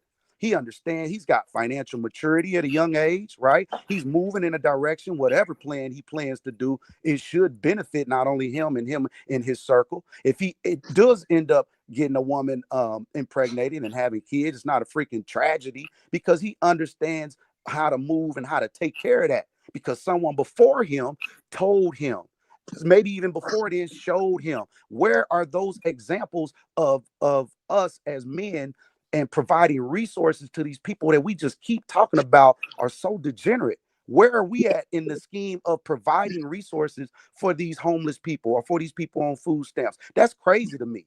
I'm not going to do that. I'm not taking that route to talk about people only. I'm not doing that. I'm going to take the route of, you know what? You should have a plan for that individual because you're not going to walk up on that homeless person while she's laying there right now and then just be like, damn, girl, you didn't listen to no man. And that's why you in the position that you in. No, you're not. You're going to feel empathy. You're going to feel for her at some degree if you right there. And then it comes down like, damn, what can I do other than give her $1? Right? What should have happened, and I don't know what could have happened, right? But I know that and whatever we give her don't mean she still won't end up in that position. What I'm saying is we're trying to give our children the best possible position that they can have to win. That don't mean you're not going to have to jump hurdles. There won't be challenges. You might not even hit those goals. It may not, but I'm saying statistically, if you move a certain way, you should be better later. You should be greater later. No I could agree with that. no one's arguing. No one's not Whose arguing fault? against that. We just Whose had. fault is it Uh, that she's uh, homeless? hold on. You claim that she's Well, homeless and we hold on. cannot do. Oh, Let me make this okay, fine. clear. Let me make this clear. The issue is that we have the idea that people say, well, the issue that black women have is because black men don't know what they're doing or don't have a plan for them. I'm saying that doesn't really exist. Okay, there's an issue where they're using black men incompetence as an excuse because to me that's all that it is. I do not know productive men in any facet without a plan. Just like you said, retirement. I see men with jobs planning for retirement. I see men trying to get businesses off the ground. I see young men trying to get into school and figure out how they're gonna graduate, and because they got to pay for this themselves. They don't necessarily come from a family that can pay for it for them. You know what I'm saying? I see men dealing with all types of situations, all type of plans. I'm not, like I said, some of them are very short plans, some of them are long plans. But I don't see where brothers don't have a plan. And the excuse that was made, because we were talking about yesterday, I was saying that, if a woman is with you, especially if she's married, if she works outside the home, she should be turning the money over to you. And this excuse came up. Well, what if he don't know what to do with the money? This type of stuff is said all the time. All the time. I've been hearing this since I was a kid. What if he don't know what to do with the money? As if black men don't know what money is for. Where do you see They people who don't. don't know what? It's evident. You can go right next to you, bro, right next door, and it's gonna be all of us on stage gonna be doing something different with our revenue. We don't go to school and learn what they teach you to go off and really do your own thing. That's what I'm talking about. It ain't that we not doing great. We're not doing. I'm just saying, hey, how can we do greater? right? If we doing No, no, so damn no, great, then wait, it shouldn't be a problem for us to get greater. It we, shouldn't be a we're, problem for us to bro, put a great plan we, together to see we're how we not gonna fit arguing. in the We scheme are of not things by arguing. Don't do 2050. better. No, we're not arguing. Don't do better. On a regular basis, black men are dealing with how to do better. That's not even an argument. No, you'll never hear brothers say, "Well, we just shouldn't improve." We don't hear that. It's not even there's no context to that. People just say it, but where do we hear any black men argue that black men shouldn't do better? No one literally says that. It's not even something worth talking about. Nobody's against people doing better. But as you're moving in life, at the end of the day, we are doing something, and there is no excuse for that women can present to say y'all ain't doing nothing, so therefore I'm not gonna follow. I see what women follow. When I see what you follow, you can't tell me the issue is what a man ain't doing. Because black women clearly got no standards at all. Not from a group perspective. I'm not saying you can't find a woman with standards, but collectively, black women ain't got no standards. They love a man who ain't doing nothing. They love a man who ain't got nothing. And they Roger. do have a problem with men who have something. They have a problem with men with plans. The biggest impediment to a black man starting a business is usually his wife. His choice. No. His choice in his wife, the woman that he chose. If he chose wrong, see, I can't do that, bro. I'm gonna put it all on the man. If she hurt you, you chose that woman that hurt you, bro. I agree with you 100%. And just I like that don't. lady sleeping, on that goddamn concrete, she deserves where she at because she made a choice. She made that choice. Yeah, I totally exactly. agree. So that That's means what it ain't come down nobody to. responsible. Ain't nobody responsible for Nope. helping her Nope. out. I agree. Hey, I gave her the But you game. didn't I say put it that. in front of No, her. you didn't say that a while ago. You didn't say Yeah, any of you that, didn't bro. say that. You said If she you don't said we need to choose have a you, plan for her. All right, hold fast. Let she me not say this choosing your because I want plan. to make sure everybody gets in. I want to make sure everybody gets in. Okay, because truth, you try to jump in the gun a little bit because I still got inspired truth that then came up. My apologies, inspired. No, My it's fault. fine, it's fine, it's all I'm good. good. Creator came up early, so he did say something. So I need to get inspired truth in, but I am gonna say this because I've said this before. If I walked across that lady, I ain't giving her nothing. I do have empathy for people. A woman in America who puts herself in a position where she's homeless, she did a whole lot wrong. I don't have the ability to help her. There's nothing I can give her that's gonna make a difference. Nothing. I could give her $1 billion. I ain't got no Ditto. billion to give. It wouldn't help her because I see where she is. Any woman who could be homeless in America with the way our society has been, you can't help that woman. There ain't nothing you can do to help her. It's over with for her. She got to change. Then maybe she can be helped. But she can't be helped in the state she is right now. So I wouldn't waste my time giving her anything. That's just a realization I had to come to as a man. There is nothing I can do to help a woman who will end up homeless in America. Not right now. Now there may be some changes that come. We'll see how that goes. But to be a homeless woman in America, you can't help somebody like that. But Inspired Truth Broadcast, go ahead, jump in. Truth Teller, I'm gonna let you get a real opening statement. And we also got, oh no, that'll be everybody. That'll be everybody. Everybody had be done said something. So go ahead, Inspired Truth. All right, all right. Good day to you. Happy Friday. Hopefully everybody's doing well. Salute to the chat. Salute to the members of the panel. I want to kind of drop a few things here real quick. As fast as I can, because I know I only got like 2 minutes on the opener. Um, we have a unique position as productive black men that we haven't really actually thought about. Like you say before, often your subconscious will rule you. So when you see it, the chicks over there with Pookie, they're comfortable with that because that's what America frames us as. When you see the chick over there with Gloctavius, they're comfortable with that because that's what they frame us as. When they come across a productive black man, then that doesn't sit well with their spirit. It doesn't comport with what their vision of reality is supposed to be. So there's going to be some antagonism there. Then you add to that the ability to use guilt and shame to manipulate you. Like you don't want to be framed as a pookie. You don't want to be framed as all these negative stereotypes. So you go like out of your way to avoid being perceived as that, and then that ends up getting used against you. So and then that woman, she's gonna have disdain for the guy that she can so easily manipulate. So you have all of these different issues coming together all at once, giving us some of the deleterious effects that we're seeing.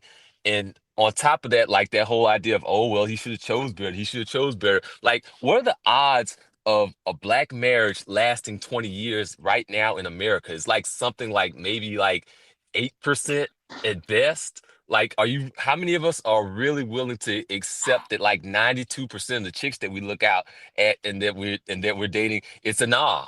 It's a heck nah. And if you go and you do roll the dice on that, like you're in a casino where the house usually wins. Like, your odds are against you. And I can't really fault somebody for playing against bad odds with a system that's constructed that way. Okay. Wait a minute. Let me hold on. Just to be sure, you're in this dude. Who was that? Yeah, that's me. Uh-oh. Okay, I just want to make sure because I see. I see the okay. I saw the other avatar. I just want to make sure I wasn't leaving somebody out. Okay. All right. True teller, go ahead, brother. I just want to, Raja, is it okay if I request some help? Raja's help with what I'm about to say. Go ahead, brother. Gloctavius, like he's some unproductive pookie. I'm tired of y'all. Gloctavius is a productive black man in an office building right now in a shirt and a tie. And Gloctavius is working hard. Y'all niggas is gonna stop making him sound like he a pookie just because his mama named him Gloctavius. Y'all gonna leave that man alone. Hey, that was a choice, though. That was a choice. He couldn't help his name. That was given to him. It was given to him. That was given. So leave Gloctavius alone. Stop bringing him up. He on our side. So they got But in any Hulk case, in a suit, man. yeah, man. He keeping control at all times. Yeah, man. Octavius is it. But it boils down to the same thing, right? And we got to be real careful. We start turning into the simpish realm where niggas want to make excuses for taking care of people who chose to fail. Now, it's different if they made some personal changes and they're trying to do better, and you can see that your charity would help. But if they're comfortable laying on the street, man, they haven't made the changes necessary to be able to benefit from your charity. So there's no point in you giving it. And all of these women, I'm gonna just say this: if you homeless and you a chick on the street, you are probably the worst kind of woman that exists. Are you telling me you can't even be a hoe?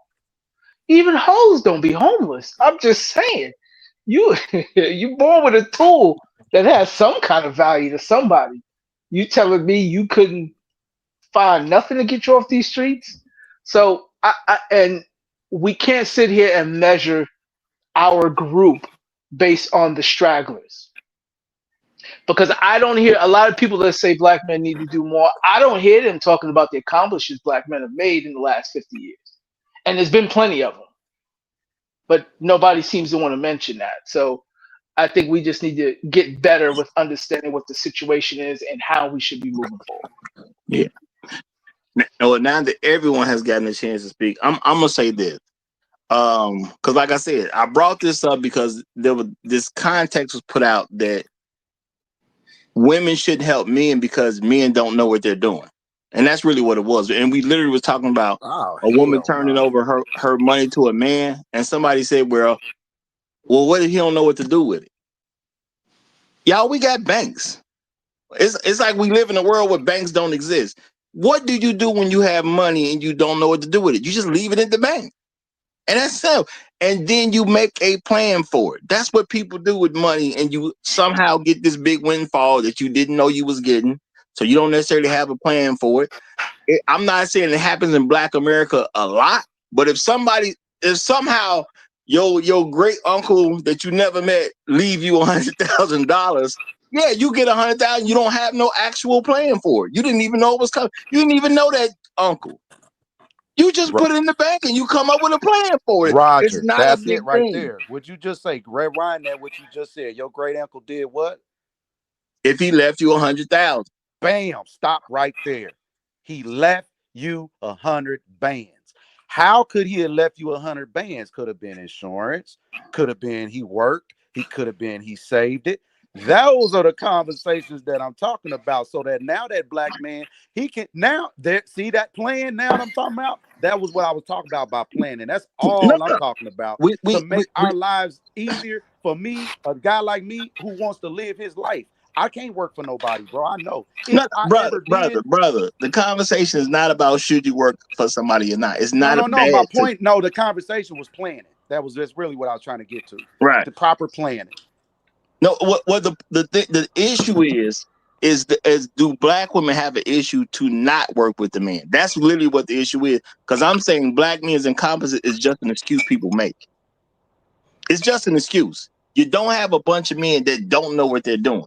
They may be doing something you don't agree with, but it's not like they don't know what they're doing. That's why I even use the example of the crackhead. The crackhead got a plan. It's not a plan I got.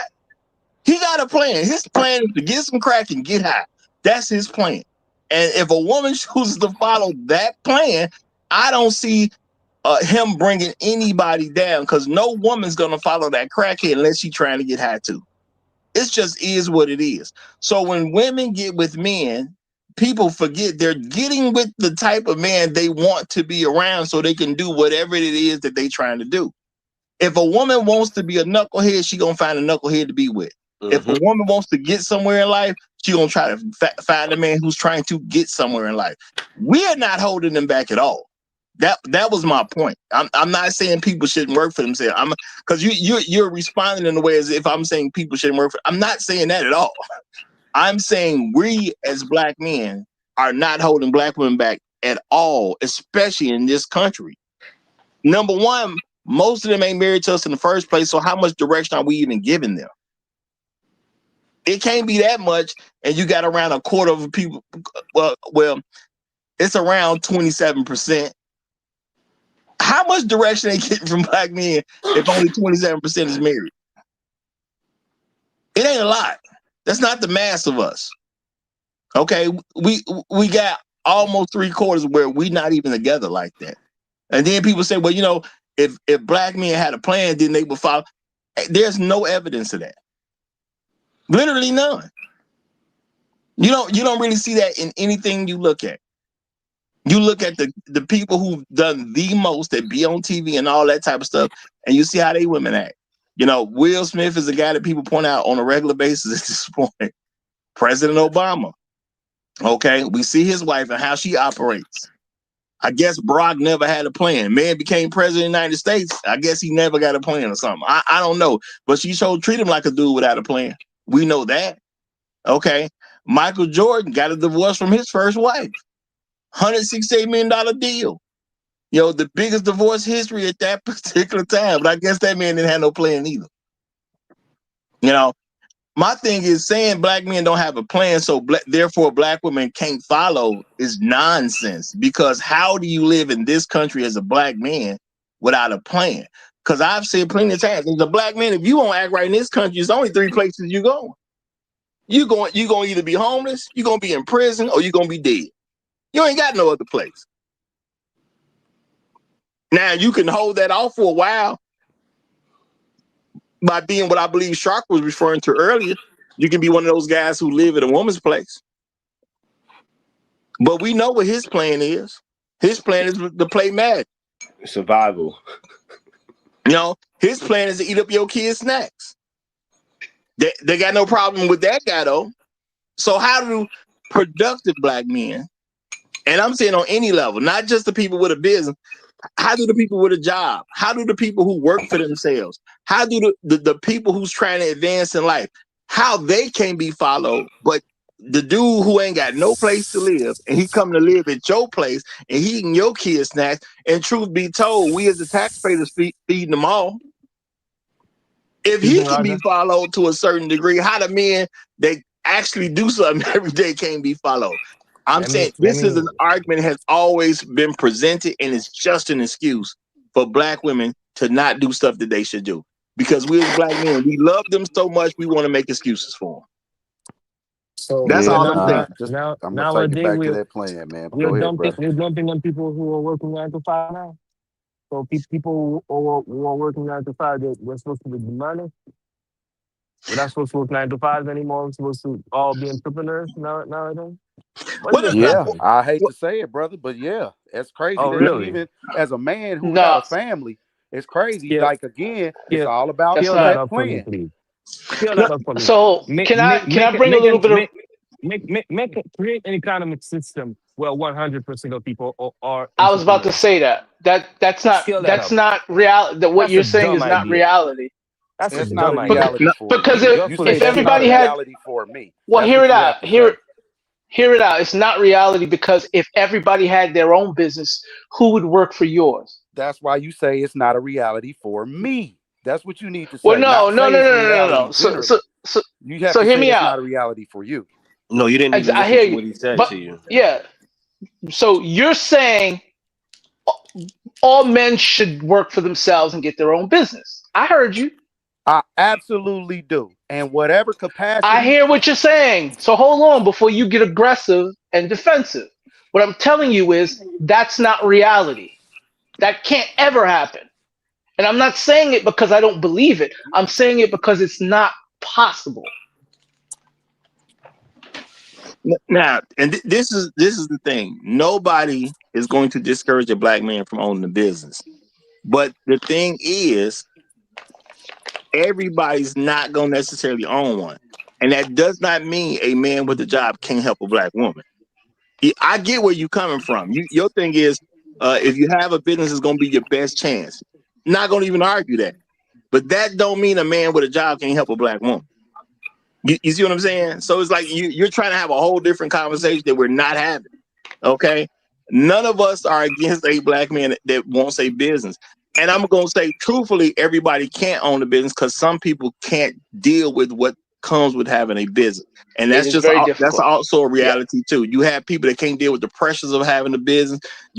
Some people can't deal with the fact that, I got other people depending on me to make sure they paycheck is on time. Some people can't really live with that type of pressure. You know what I'm saying? Having a business does come with some things that having a job does it not. do. It do. You know You're what I'm right. saying? In some And the instances, it do. capital. And I get it. But my point is, we need to be more self. So when you come home to your woman, right? And here's how it's gonna be. If you choose, first off, let me preface this: you don't have to be in a relationship. So let's start there. So all the complaining that a man does for something that he don't have to have. It's not like you have to have a woman or a relationship or build a legacy. I'm saying if you do, then you choose to be in a family dynamic. There are certain ways you just gotta move. Now, if you want to move singular and you don't want to go to this school or whatever, you want to go to the school, you want to tell the school how they should teach you, then fine, move that way. But that ain't real life, is what we talking about. Real life, you do have to have a plan. You have to be deliberate in your decisions. You have to be deliberate in your moves. I totally agree. If a woman ain't on your plan, keep pushing, because that's what we're looking for. If you choosing a woman, right now, hold on, before you even choose a woman, focus on you so that you didn't went through so many of them. You can discern properly. Is all I'm simply saying. Set yourself up that when you do share your wealth, right, that it ain't really be no instance of you slipping on her taking half or whatever it is, because you were set up properly, right? Your daddy or your uncle or your brother or somebody in our diaspora put you on a certain level of game. So again, you have a and a also, not a only. We just want to protect you. That's it. I want to dumb proof you. If you want to sit at home, smoke blunts, play Madden all day, I want to set your life up, right, to dumb proof you so you can live the life that you want to live, acquire, and share properly. That's all I'm talking about. So if I didn't have nobody to show me that, that's what I'm complaining about. Is I didn't have my dad. I had two dads. Neither one of them suckers knew what I'm talking about right now. They could teach me how to be a man. They could teach me how to be rough. They could teach me how to be rumble, pull all the bras that I wanted to pull, make all the money I wanted to make, but they could not show me what to do with it. They couldn't show me that I should have been doing certain things in my 18, right, so that when I turn to my 30s, I wouldn't be in a certain Well, position. can I ask you a question? Whose fault is it that you didn't have the adequate men around you to prepare you for life? Well, I could blame a woman, but if the man was adequate, even if he left, I would have been in a position, right? You ain't Because he answer. would have Wait, taught hold her on. certain things. You This what I'm filibustering. talking about. Who's I don't who's depend to on no woman for nothing, no bro. who's to And I blame? can't blame nothing on no woman that No, didn't I learn didn't say you properly from dependent. a I didn't man. say you dependent on a woman, but it was a time in your life when you had to depend on a woman. You ain't have no choice. You had to get milk from the teat and all of that good stuff. You had to get your raviolis made and all that. Whose fault is it that you did not have the adequate men around I you to can't prepare you for life? I can't blame nobody who didn't have capacity, Oh, man. I okay. just don't do that. I Well, can't no, blame no, nobody who don't have hold fast, capacity, bro. bro. I understand that approach. I'm not gonna argue with that. I get that. At the end of the You just day, don't have it. How no, can I be no, no, mad? no, no, bro. It's cool, but at the end of the day, when we go into reality, everybody who did something or everything that happened is the fault of somebody. If a car is built, it is somebody's fault. If a building is put up, it's somebody's. Everything has a fault to it. Somebody did something and created a fault. There's nothing wrong with black men bettering themselves. That's not the conversation today. So you're really just kind of being distracted at this point. I'm not saying I disagree with you on your points, but it just wasn't the conversation today. At the end of the day, the reason black men don't have these things is literally because their mamas chose for black men not to have them. I shouldn't have to go looking for a mentor. Now, I didn't personally have to, you know what I'm saying, which is great for me, but that ain't everybody.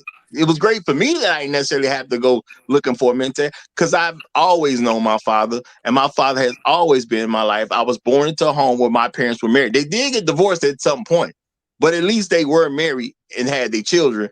You know what I'm saying? My father had all his children with his wife. Right. You know, now at the end of the day, that's how it should be for everybody. So therefore, I had my father to mentor me. I had my uncles to do it. I had other men that they associate with to do it too. So I had a plethora of men around me to show me different things. Every boy should have that. That's an issue. But the thing is, what I'm talking about, the excuses that people are making. That's literally what the show is about. The excuses people make. Well, the man don't have no plan. Is this an actual thing, or is this just an excuse that women are making to not follow black men's leadership? That's the crux of today's conversation, So not what does against our what you're leadership saying. look like then? Let's It's ask even that question. What does black leadership look like?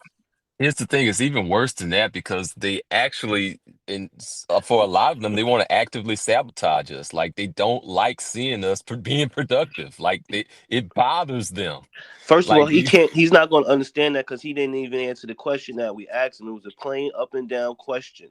He did. He went to the left. He went to the right. He went and got a cheese sandwich. We just need you to answer that question so we could get to the so we could finish building on that foundation to get this pyramid unbreakable. What question was that? Whose fault is it that you didn't have the adequate men around you to Oh, I teach you did what answer to? that question. You don't like the answer that I No, gave, you but I said you answered can't that blame question. nobody. You said you can't Yeah, blame I nobody. don't blame. That's what I'm So it's talking no one's. about. So I it's don't no go. one's So fault. look, I'll remove Wait, no. So myself I because could I'm take not the no answer blame that you're game saying. You're ass saying it's nigga. no That's not one's. how I'm It's, cut. We got so it, I my don't man. do We that. we just trying to clarify. You're saying I'm a nobody's at man. fault. If I made the decision, I made the decision, and I'm done So with it. that means you're at fault, is what you're saying. What do you mean? Jermaine's No, always the about. man that chose that woman, right, and did not do what he was Well, supposed to hold on. do, We're asking. is We're at fault, asking bro. you. Hold on. Hear me How out, my can I man. fault You a getting woman who you getting decided real to keep me defensive, there and take care of me? That's and I'm crazy. not going. I'm not going to do it today, y'all, because he got a lot of gaps in what he said. But I ain't gonna pick at him. I'm not. No, You no, no, I no, cannot just pick no. at want me, to. sir. You You know, cannot. you're I'm not just. Unless this is an you're echo not Yeah, I'm not picking chamber. gonna that. pick Look, it. there's a Unless lot. this I'm is an not. echo chamber. You know There's what I'm no, saying? no. I'm not. There's a lot of men who have this particular attitude. This is the thing. Yes. I'm gonna say it. Where If they you, at? Because I if don't hear them. hold I on, don't hear them. hold on. Man, if I'm you gonna be say it. quiet for two I, seconds and let the host the show, we might get somewhere. yeah, because you've been a distraction to show. Even though I agree with a lot of the stuff that you're saying, it just wasn't the time to say it. But at the end of the day, any brother who doesn't grow up with competent men around them, it's literally their mama's fault. Because your mama had a baby with somebody. If you don't get what you're supposed to have, that means she decided to have a baby with somebody who didn't have it. Now that's her decision she made at the end of the day. Now, you become grown, you're gonna create a life that's not necessarily constrained by your mother, but it is your mama's fault. And people, and this is the thing that black men do. And I'm not saying you're doing it personally. We don't accept where fault is, which will put us in position to not make a better decision later. If I understand where my mama messed up, I can understand not to be with a woman who was doing the same thing my mama did that was negative. And that's what I think where a lot of black men get in trouble. We won't look at what our mama did wrong and avoid the women who do the exact same wrong thing. And that's why the average person who comes from a single mother will end up creating single mothers if it's a man, meaning he's going to sleep with women and not get married to them. And for the girls, they do the same thing. They don't look at what their mama did wrong, and then they become single mothers themselves. This is a fact. You got to look at who did something wrong and who did something right. I love my parents, but they weren't perfect people. There's things that my father did that I do not agree with. There's things that my mama did I do not agree with. I'm an adult. I have a right to change certain things as far as what their philosophy was. I accept some of the stuff they said. Heck, I accept most of the stuff they said. But there's certain things that I just won't do because I'm like, no, that wasn't the best idea. Cool. You love me. You made the best decision you could at a time. But I cannot improve myself if I just accept where they are. And my thing is, because we naturally want to protect our moms, we don't want to deal with this stuff. Because truth be told, I have said plenty of times before, and I'm going to say it again. I think a man's job is to get past his father. I think a woman's job is to get past her mother. Now, everybody can tell somebody what they're supposed to be able to accomplish.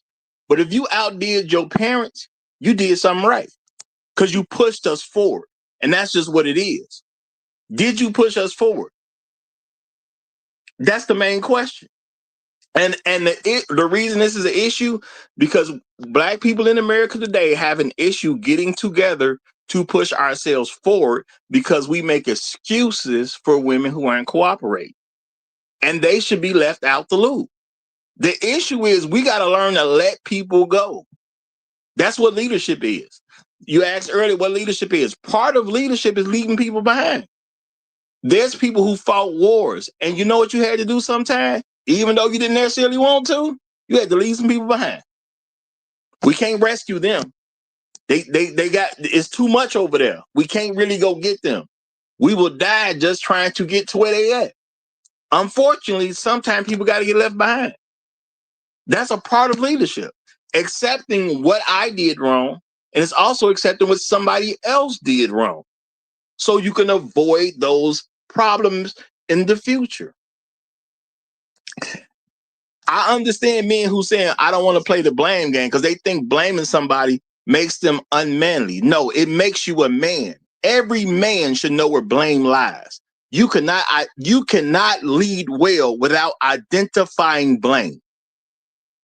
If you cannot identify blame, you cannot solve the problem. You got to be able to figure out where the problem came from in order to remove the problem. And that's part of being a man. That's part of leadership. I get a lot of people say, well, you don't blame nobody because you a man. No, it's not true. Every man, every single successful man, pick out any famous successful man. He knows how to identify blame. Who did this and who did that? Every single one of them. Bill Gates know how to identify where the problem came from. He gets the information. He looks at it. Okay, this is where the problem started. Okay. Very rich white man. Okay, Robert Smith, very rich black man. You give him some information, he's gonna be able to figure out where the problem started from. People teach this macho idea about we don't blame nobody. That's not how men live. Men understand where blame comes from, and we figure out a way to fix it so it does not happen again. That is your job as a man. So then hold How do yourself you run a accountable. successful Don't business go and in you're there. not going to That blame the nowhere people that's in not there doing do the we right talk about job? self accountability. and where we are as men, and the processes that we should establish and the institutions that we should establish so our women don't have to go. That's what I be talking about. But again, I'm a back up, man, because maybe I'm misconstruing. I can't. It ain't no blame thing. I So can't blame anybody for marriage, somebody that's truth taking telling. care of hold on. kids that I man think I know what made his and gap is. left. He left. Calm down, brother. That's crazy. Marriage, He brother. Hold on, truth telling. Marriage is an institution in itself. You know that, right? Bro, look, I don't need no lesson in life. Speak your piece. No, I'm just saying. But you said that we should be building an institution to protect these women. Marriage is an institution to protect women. I mean, that's a major point because I don't know no married women that ain't protected. What did I say? You don't have to be in a marriage. You don't have to be in, like, it's not a thing where you get locked up because you ain't with no woman. So if you get with this woman and things ain't going the way that you planned, right? And then you say it's her fault because you chose this woman, chose to be in a relationship with this particular choice that you made, and ain't none of that your fault that she had a baby. You cut out, don't take care of the child, right? And because she's deficient in learning, right? Because her man was Brother, deficient in learning. you basically That's not the man's fault, hold and it's on, hold on. okay. This is what the problem is, bro. You in the fairy tale right now. Cause hey, Yeah. not me, bro. I am not trying to disrespect you at all. I know you kind of new around here, and I actually do got a lot of respect for you. But you in a fairy tale right now, bro. There is no record of black men abandoning children. Black men won't even leave the woman they had the child by. One of the main things I have encouraged black men to do is leave a no good woman. Black men don't leave. It is literally a problem that black men won't leave. So you cannot leave a baby behind when you won't leave the woman that had the baby. You in a fairy tale right now, Then bro. show me these institutions, then, Roger. I'm in a No, fairy no, tale. no. Show well, me these institutions that we No, provide no, and the bro. protection that we I'm provide saying to our women no, and no. children. I'm not saying something about an institution. What I'm saying is you're talking about this narrative as if a black man is having children with women and then just leaving the kids behind. That is not actually happening. There is a portion of our community that's doing that. You know that, There, right? can I? there is a small portion that the government said is 8% or less. 8% or less. And I believe Of it's 20. more like 2%, truth be told, because I look at all these different factors going on. Brother, there are women who literally go out to find men that will have a baby with them that won't care about taking care of the kids so they can raise the kid on their own. And guess what? They go through enough dicks to find those men because black So men where's wear the a lot of statistic hold on, on hold that? on. On that, what you Hold just on. said? Black men wear a lot of condoms. So Pew they have a sex with enough men to come across the man that don't really care whether she have a baby or not. Where's the evidence of that? What you just said? Where's the evidence of the statistic, or that you just told me my The CDC anecdotal did didn't matter? no So no where's no the Yeah, the statistic CDC. on that? the CDC did that. The Yeah. CDC did that. You can put that in the chat. 54% of black men don't have children. 36% of men who do have children are married. And it's like due to their statistics, it's like 15-16% of niggas just out here just splashing and dashing and All crashing right, and now smack. we No got no we no got no now we no have no data. no no no So no. Not It's it's not always, real not all data. those. it's not even that because you have brothers who are not married to a woman who are still Right, taking but care they of their still kids. with them. Right, the CDC has that stat as well. The best father stat. Those Yeah. gentlemen aren't married, but they still take care of their kids. So even that 18 to 20% of niggas, most of them niggas ain't running out on their kids neither. So you know, So now this is the thing. I respect where you're coming from, but there is no big reality because like I said, you can always find a guy with no legs. You just got to work for it. Okay, you ain't gonna just walk outside and see a guy with no legs. So I'm not saying Right. something don't You crazy. exist. No. well, I'm just being realistic. If you put some effort in, you can find you a guy with no legs. But if you just Right, walk because you ain't outside the looking house, for it at first. Your mind's eyes open to it now. well, Here- here- I'm just saying if you just walk outside normally and just go about your normal day, you're probably not gonna see a guy with no legs. But if you here's went to enough hospitals, maybe enough nursing homes, maybe go to a funeral of somebody who died in a war, you probably could find a guy with no legs. You just got to put a Now, little effort in. now, Roger, Now we this were is speaking because we were speaking to when we first started. We were speaking to why women don't want to follow black men. I think that was the premise of where we started. Why black men don't want to follow, or black women don't want to follow black men's Well, leadership. no. My premise was to say a woman doesn't want to follow a man because a man don't have a plan or he's somehow incompetent, I'm saying that's just a lie in itself. It's just an excuse people use. And we say it because we're trying to protect black women from accountability. I'm saying even as men, when we say it, we're trying to protect them from accountability. There is no evidence out here that women can't get with a man and get a good life going on.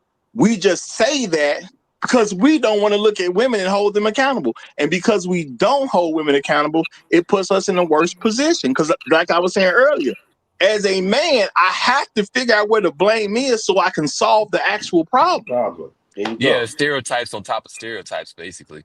Like you have the deadbeat dad trope that just got brought up. That's a stereotype. Then we end up with this other stereotype about, oh, well, they won't follow you because you don't have a plan, blah, blah, blah. That's just creating more stereotypes.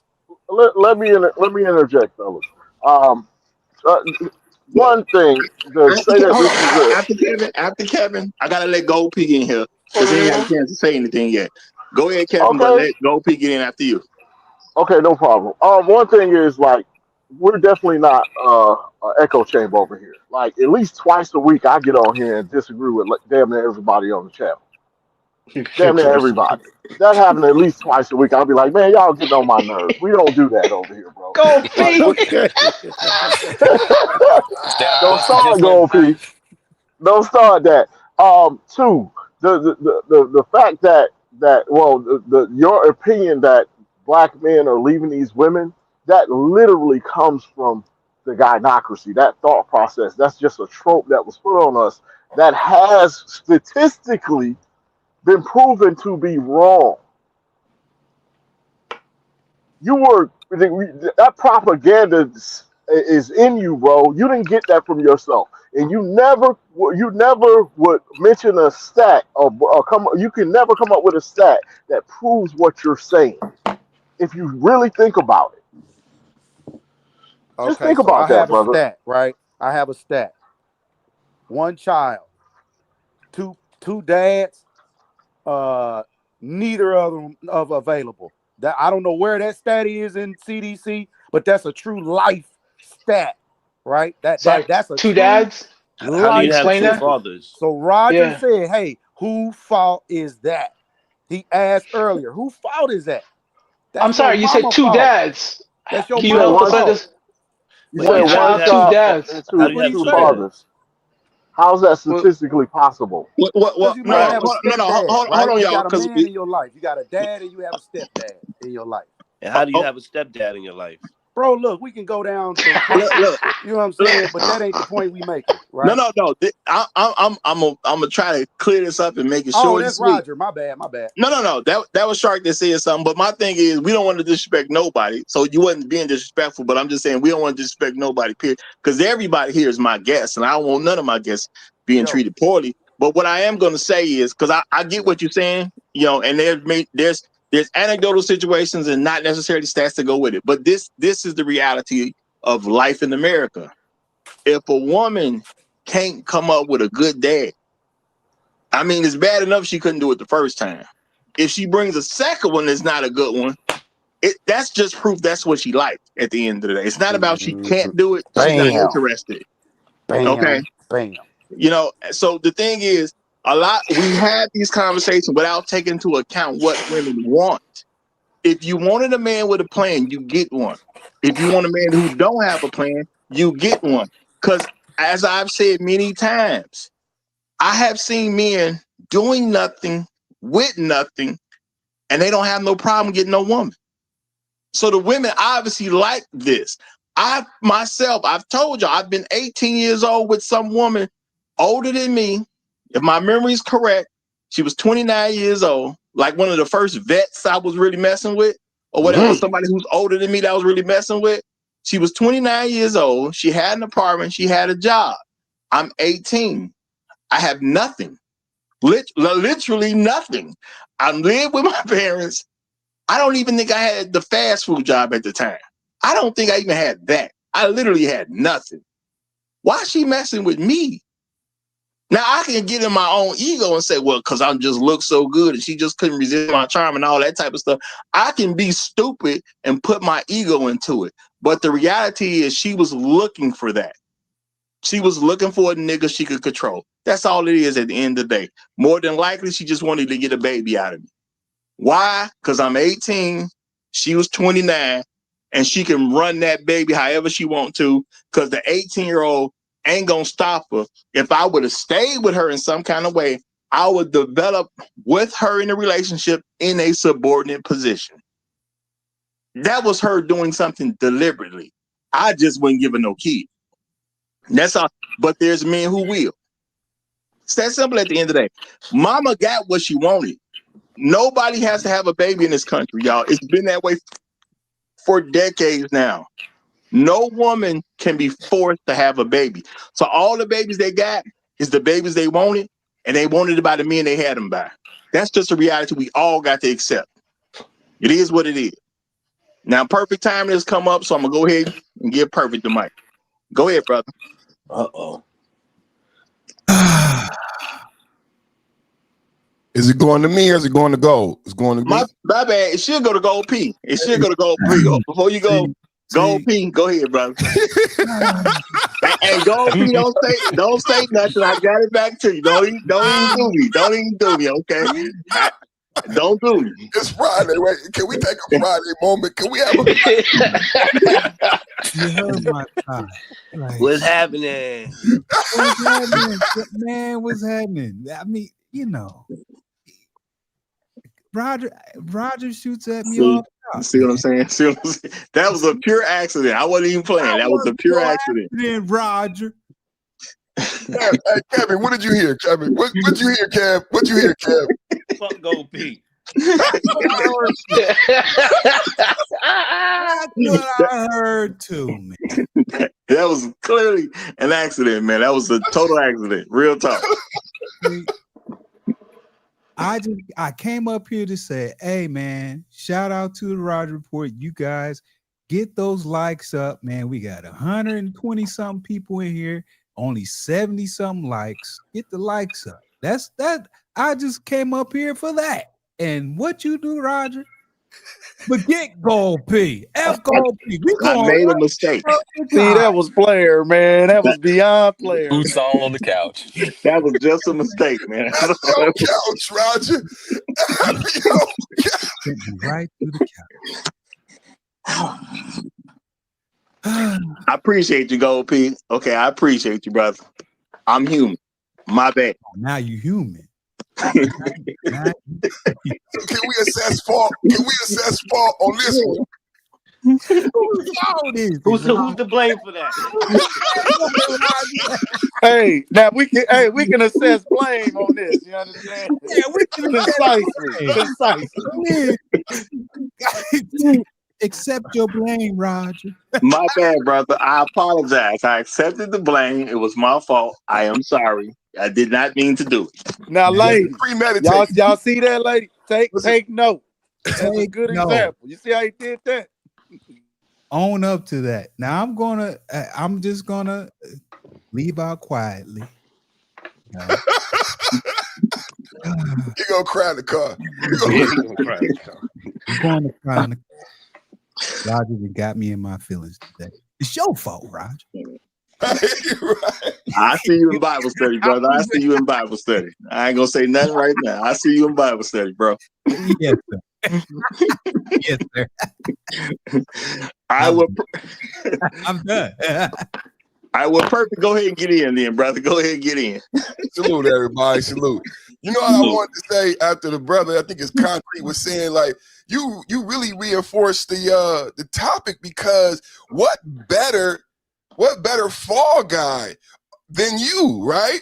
I was a guard dog too. I was a good guard dog, and you just reinforced the topic. Like, how could they not? I mean, what other? This is a gimme in your back pocket.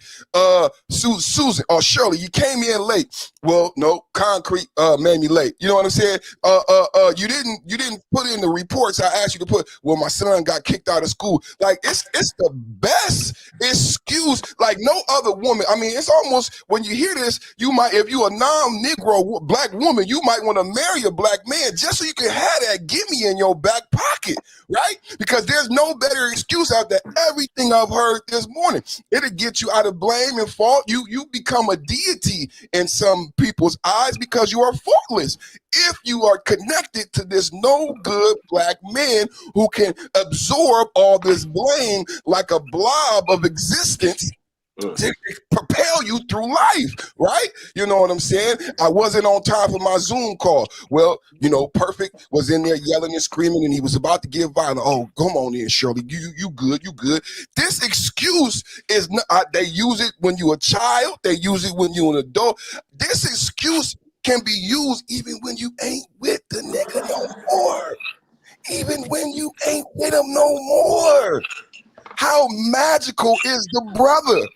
I mean, thank you, brother. I mean, because there's no better way to really to frame this topic than you refusing to attribute fault, which makes you the perfect fall guy in every instance. I'm gonna be that guard dog, mama. You could blame me, mama, if you smoke crack, if you promiscuous, if you broke, if you on welfare.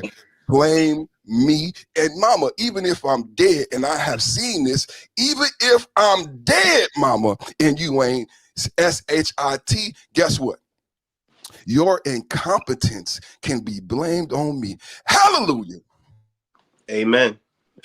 Down to the sin eater. Tabernacle. You know it's real. You know it's real when that nigga start whispering in the middle of his opening, son. That's how you know it's real. You're like, oh god damn, what he gonna say? Jesus. Well, I am gonna say, yeah, this. I mean, something kind of happened here, whatever the case is, but I don't want to make fun of nothing like that. I do want to address the fact that a lot of men are trained. If you are a man, you don't blame anyone, and I do get it, because the thing is that when you accept things as your fault, it puts you with the ability to control something. Anything I don't control, I can't fix. And a lot of people have heard this. I'm just saying people have been given it sometimes in a bad context. I don't worry about what I can control. I do accept what I can do myself. Once it gets beyond me, it has to go to God at that point. I can't worry about it. You know what I'm saying? I do this with people all the time. If someone were to, not that it happens or whatever, but let's say somebody complains about something I did. The reason I put my best foot forward is because it doesn't make a difference what the result is. Once I put my best foot forward, there was nothing else I could do. So I don't have to feel bad at all. I don't carry around guilt. I don't carry around shame. If you don't like what I can do, who cares? I did the best. There's nothing for me to go back and do because I did my best when I did it. And that's why I say black men should put their best foot forward on a regular basis. But now when it comes to our relationships with women, I do think black men have to learn to accept that it is a privilege for a woman to be with you. I don't want to hear nothing about, I don't know what to do. Maybe you do come with a situation where, let's say a woman does give me some money.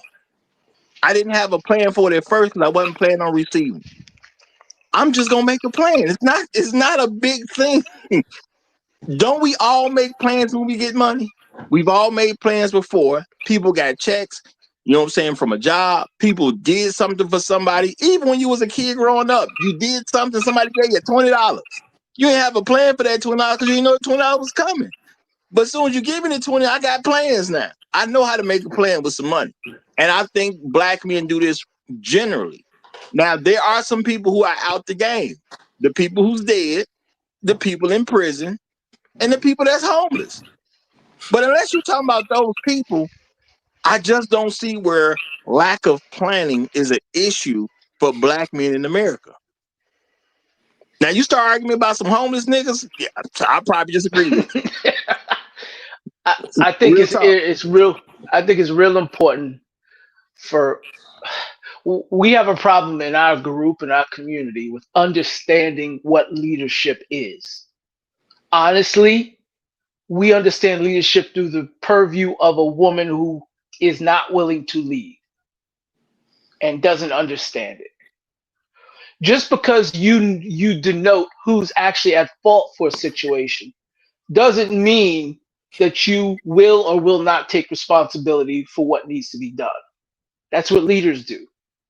That's what the main job of a leader is. Hey, I got to take responsibility for stuff that's my fault, and I got to take responsibility for stuff that's not my fault.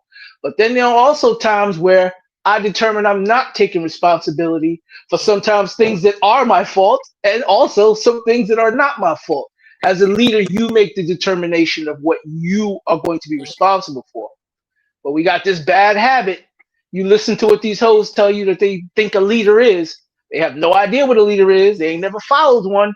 They ain't never been one. And they have no interest in staying with one. And y'all niggas want to eat up what they think a leader is or should be. Women are responsible for pregnancy. Now, legally, the law has to make us responsible for it because at a certain point in time, pregnancy couldn't be controlled. The law hasn't caught up to that just yet. Pregnancy can now be controlled. Them hoes can get pregnant or not get pregnant, whatever they want. You know what, Truth? My honest belief is the reason they made men responsible. Oh, because they not going to be responsible, Roger. Exactly. They looked at women and said, they ain't going to do nothing. No. If we put it on them, we playing with ourselves. Pretty much. Because they not going to, listen, man, all they're going to do is take from the system. That's all they're going to do. There's nothing let's just say the law wasn't what it is. Let's say the determination to have the baby is completely up to the woman like it is now, but there's no repercussions for the man if he says, well, I didn't want a baby. She made the decision and it ain't on me. She's still going to have the baby. So she can at least have something to complain about and say, my life, humdrum, humdrum. They'll still do it. We'll still have single mothers. I hope y'all don't believe that, hey, if they suddenly give men the option to opt out of parental responsibilities for pregnancy they didn't want to have, that these chicks ain't going to be single mothers no more. Y'all are dead wrong. They going to still do it. Some of them going to do it because they think they can do it. Some of them going to do it because they want to prove this nigga wrong. Some of them going to do it because they want to hurt this nigga's seed. Some of them going to do it because they want money from the government. Some of them going to do it because they want pity. It just is what it is, man, for whatever reason it is. But you can't take responsibilities for all the ill-gotten moves that people make around you. That's ludicrous. Why would you do that? So we don't take responsibility. Now, if we talking crack, drug addict, you just choose to just really foul your life up. I think that's the accountability. Absolutely, we telling that woman that that's her fault. What I'm specifically speaking on is if you decide to go and freak a broad and you have a child as a man, right? I'm sure somebody in your life told you all the do's and don'ts, birds and bees, wills and won'ts, right? Before you freak that woman. And then you freak that woman, she has a child, whatever the percentage is, because we throwing all kind of anecdotal things out there right now. Whatever that percentage is, it is your responsibility before you stick your winky in that woman to understand that, hey, once you stick your winky in that woman, anything can happen. And now this is a lifelong thing. Now, whether, hold on, but I do want to ask you on that part. Can men get pregnant? Not at all. But again, hold on. So quick, one more part to that. Your percentage was like, hey, women are deceiving men. Like, what percentage of that No, is he actually didn't. it? Well, no. I'm not saying that. Hold on. I just got one more question for you besides the one I just asked you. If a man has sex with a woman and contracts an STD, is it the woman's fault?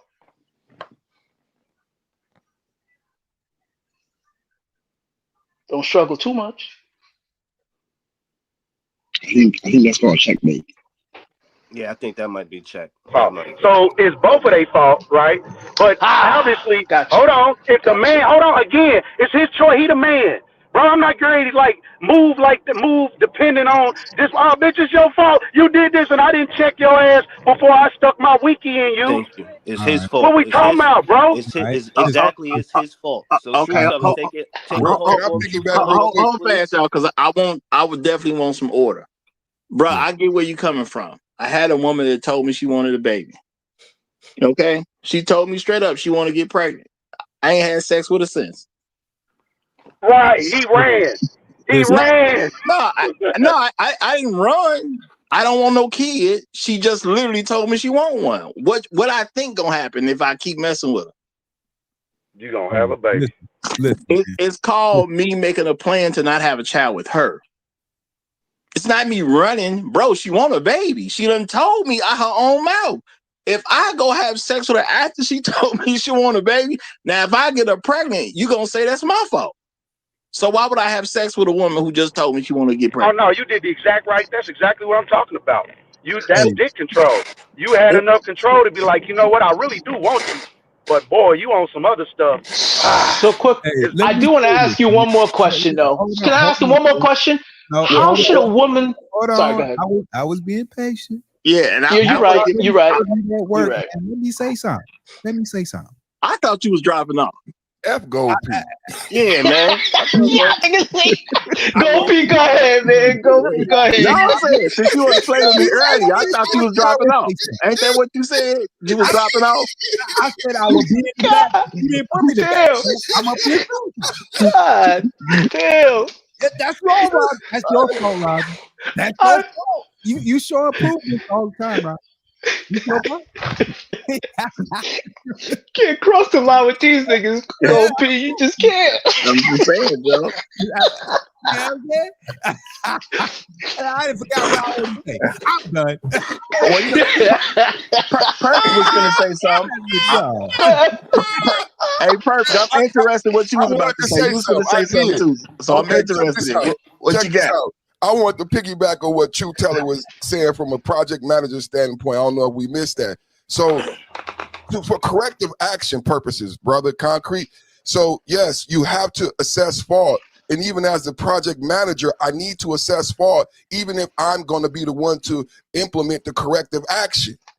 And that's for when he was giving the example with Roe versus Wade. So men implemented the corrective action because we knew that they wouldn't take responsibility. So if I am truly this alpha leader that you're proposing to be, I must assess fault in all arenas so I can implement the proper corrective action so that we don't become insane and keep repeating the same mistakes over again. Truth, that was a great point. Yeah, I'm the dad. Yeah, I'm going to be responsible for it no matter what. But if I can't assess proper fault and blame, then I cannot implement the proper corrective action. That was a great point, Truth. We call that risk mitigation. You got to know what the problem is so you can fix it in the future. Yeah, and this is what I'm gonna say because I do understand that there are people out there who say the problem with men is y'all blame women for stuff, and I'm gonna tell you, you're exactly wrong. That's what's right with men. You must learn how to blame people for what they actually did. What you don't do is blame people who didn't do it. That's what you don't blame. There was something going around called SBE. They call it shame, blame, and explain. I don't know why people couldn't figure it out. That is literally the proper method of success in America. You shame people for doing things that's off whatever the program is. Why do you shame them for being off the program? To encourage them to not be off program. You blame the people who create problems for a company. Why? So they can stop creating the problems. You explain to everybody how problems were created and how things need to be solved so the company can move forward. It's literally the method of success. And people say it like it's a negative thing. Shame, blame, and explain is exactly how you become successful. When you have a person who is actually being a man to his family, what does he do with his family? He shame, blames, and explains. Look, little Craig, you can't be going around here touching everything just because you want to. You're going to burn yourself. Susie, you can't have a short dress on all the time. You're causing disturbances. You can't go to church and not cross your leg. We shame, blame, and explain all the time for successful things. It is literally the nature of success. You shame what people do that's wrong.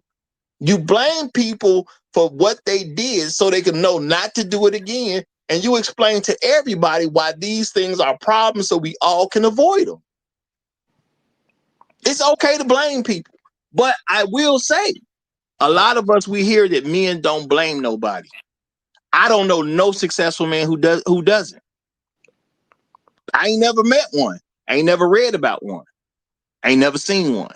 Every successful man I know of blames people for stuff. Now, he may not do it in a nasty way, but he does. Y'all, I'm gonna tell you how I'm gonna prove this point to y'all. It's companies that shut down whole departments. Why? Because they doing stuff wrong that is not financially successful. It is people, a merger will happen, and guess what? People start firing your whole management teams. Why? Because your group ain't performing. We're blaming the managers.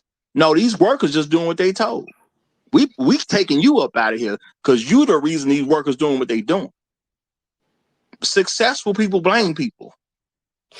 I don't understand why black people don't get that. And I hope all black people don't get it. I hope most black people, I hope we do get this as a society. But if you want to be successful in anything, you better learn to blame somebody. Real talk. I'm not saying you blame and don't do anything about it, but you better learn to blame somebody. And that's real talk. You can be nice about it, but you better learn to blame somebody. Because if you can't blame nobody, you can't fix squat. If your house is falling because the foundation is bad, I don't know how you're going to fix that house because working on the second floor ain't going to help you. That's all I'm saying. I know people in construction. I told y'all my daddy was one of them. You got to figure out what's actually wrong to solve a problem. You can fix that second floor all day long, but if that foundation is ruined, that house coming down. Real talk. Shout out to my pops who was able to look at a building I was going to buy for a steal. And he said, son, that building going to fall in about 2 years. Y'all know what happened 2 years later? When I went by, it fell. So, can I speak on that real statistic he was talking about? I seen that real statistic because my mama had three kids, only married once. And you know what the ill conclusion I had to come to? The one whose father she married is doing better off than the other two fathers that kids whose fathers she didn't marry. You dig it? And she got married 3 times, but none of me or my sister, she ain't married none of our fathers. So at the end of the day, I had to come to the conclusion, the reason why I didn't understand things as fast as I should have, as fast as my other cousins who had fathers, as fast as my homeboys who did have fathers in their life, is because I didn't have a father in my life. And why didn't I have a father in my life? Because when I look at my father, I'm looking at him like, well, damn, what the hell made her choose you to say I want to have a baby with? The same way it's the man's fault if he gets an STD from a female because he didn't check her out and he didn't make sure she was clean. It's the woman's fault for having a baby by a nigga who shit wasn't wrapped up tight in the head, who didn't know what he was doing, et cetera, et cetera, et cetera. And like Roger, you hit on it. We can't have a successful business called the Black community if we ain't gonna say who's at fault for the bridge falling down. If we ain't gonna say who's at fault because some niggas got through the gates and we had security guards, but somehow they got through the gates. We ain't gonna be able to this shit ain't gonna rock if we can't say whoever was on security from 9 to 8. Them niggas got to get fired. We can't. It's not going to happen because tomorrow we're going to have them same dumbass security guards there, and somebody else is going to come through the gate. Interesting to say that, Sean. Because it seems that it is always Jermaine's fault. When you say there's no blame, like there always. I think the problem is that blame is being misplaced in the community versus no blame being placed. They blame Jermaine because it rhymed with blame now. That's all I could see. The allocation of blame is a problem. Well, I'm gonna say Perfect said it, and it made sense. It's magical. And you can always blame this black guy for everything that go wrong. You never have to look at what actually causes problems because it's just looked at as automatically his fault. Now, my thing is black men should be pushing for success. I have said plenty of times, and I'm gonna continue to say every black man should be shooting for 100,000 a year because that puts you at an elite position. I'm not saying every black man gonna make it, but it's nice to try. You know what I'm saying? It's not gonna hurt you to try. If you end up better off, are you really that? Probably not. But when it comes down to it, if you want to build communities, you want to build institutions, you're going to need families. I don't know if people noticed it or not, but every institution I heard of really came from somebody planning from a family perspective. Yeah. I want this thing to happen in the future. So I want to set something up for these people. If we're not thinking about family, who are we thinking about? Because are you going to, help out everybody in society but the people you as closest and dearest to you? I don't think that's a realistic thing. Most people doing stuff to make sure their kids gonna be okay, their grandkids gonna be okay, their great grandkids gonna be okay, and I don't see no problem with that. I don't really see that as an issue at all. But to have an idea where people can't get blamed, I just don't see how that's gonna be helpful in any shape, way, or form. I don't see it. I don't see how it makes sense. I was blamed when I was a little kid, and you know why I got blamed? Because I did it. And because I got blamed for it, I was the person who got punished for it. Y'all know what happened? I stopped doing that stuff. I don't understand how it doesn't help.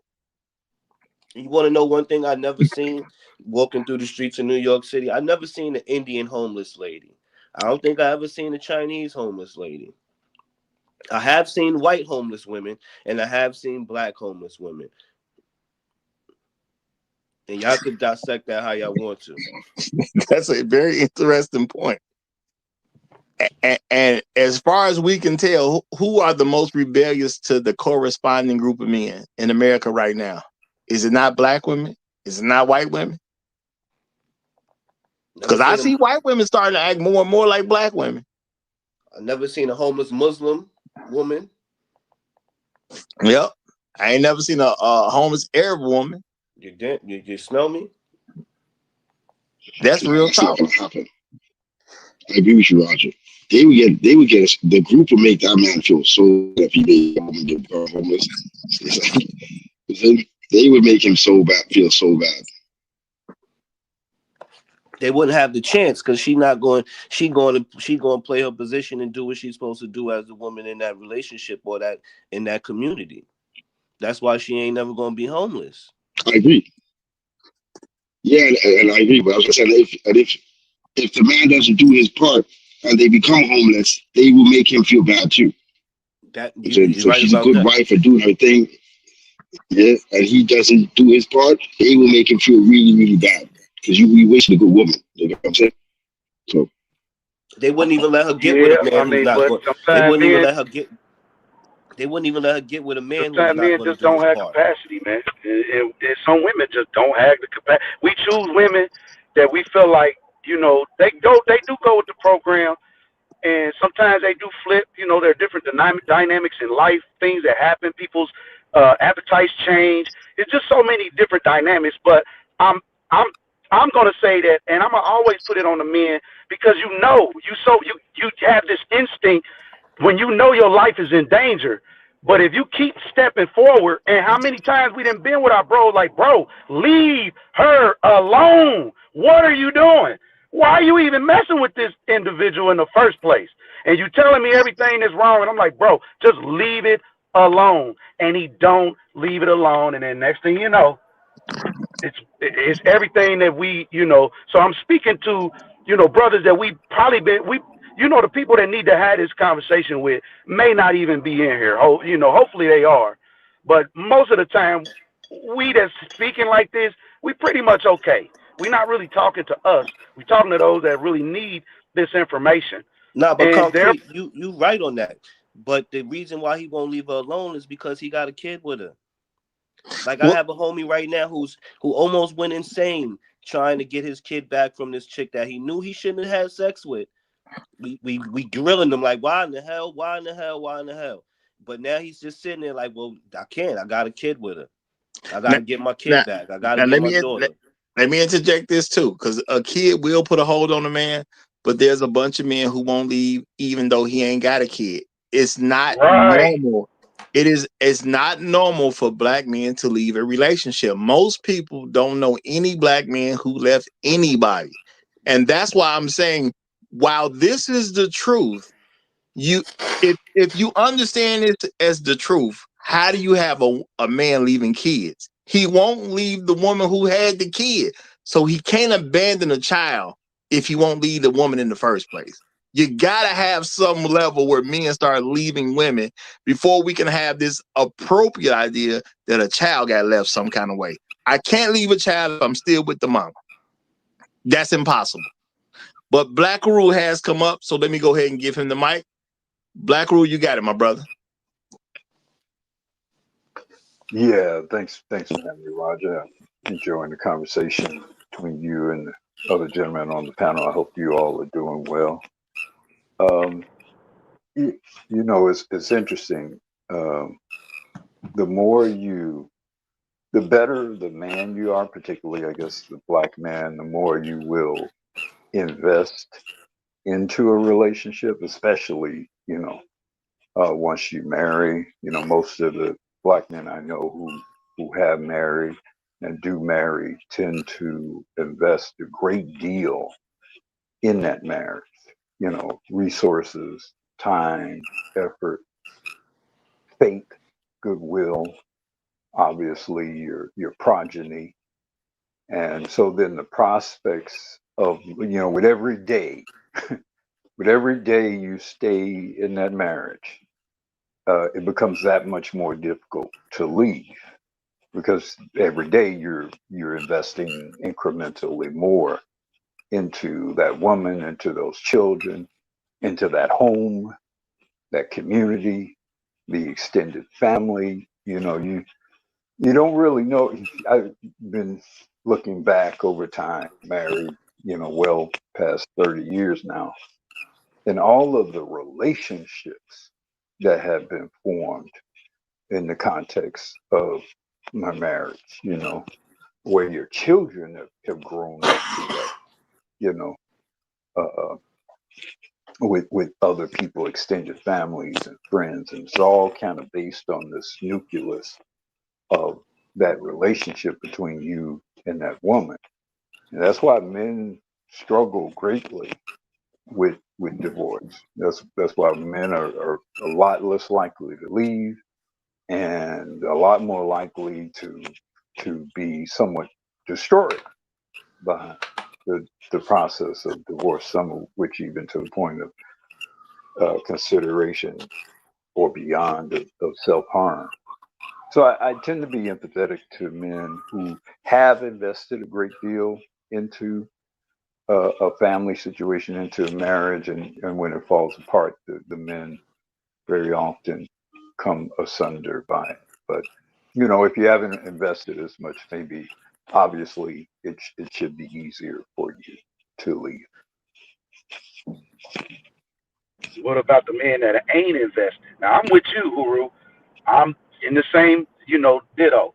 So I'm gonna be a little more empathetic. But even going back, knowing what we know now, I think as a dad, as a patriarch of your family, now I'm teaching the kids again. Focus on don't even focus on no relationship right now, because statistically, it's gonna set you back further than it's gonna put you ahead.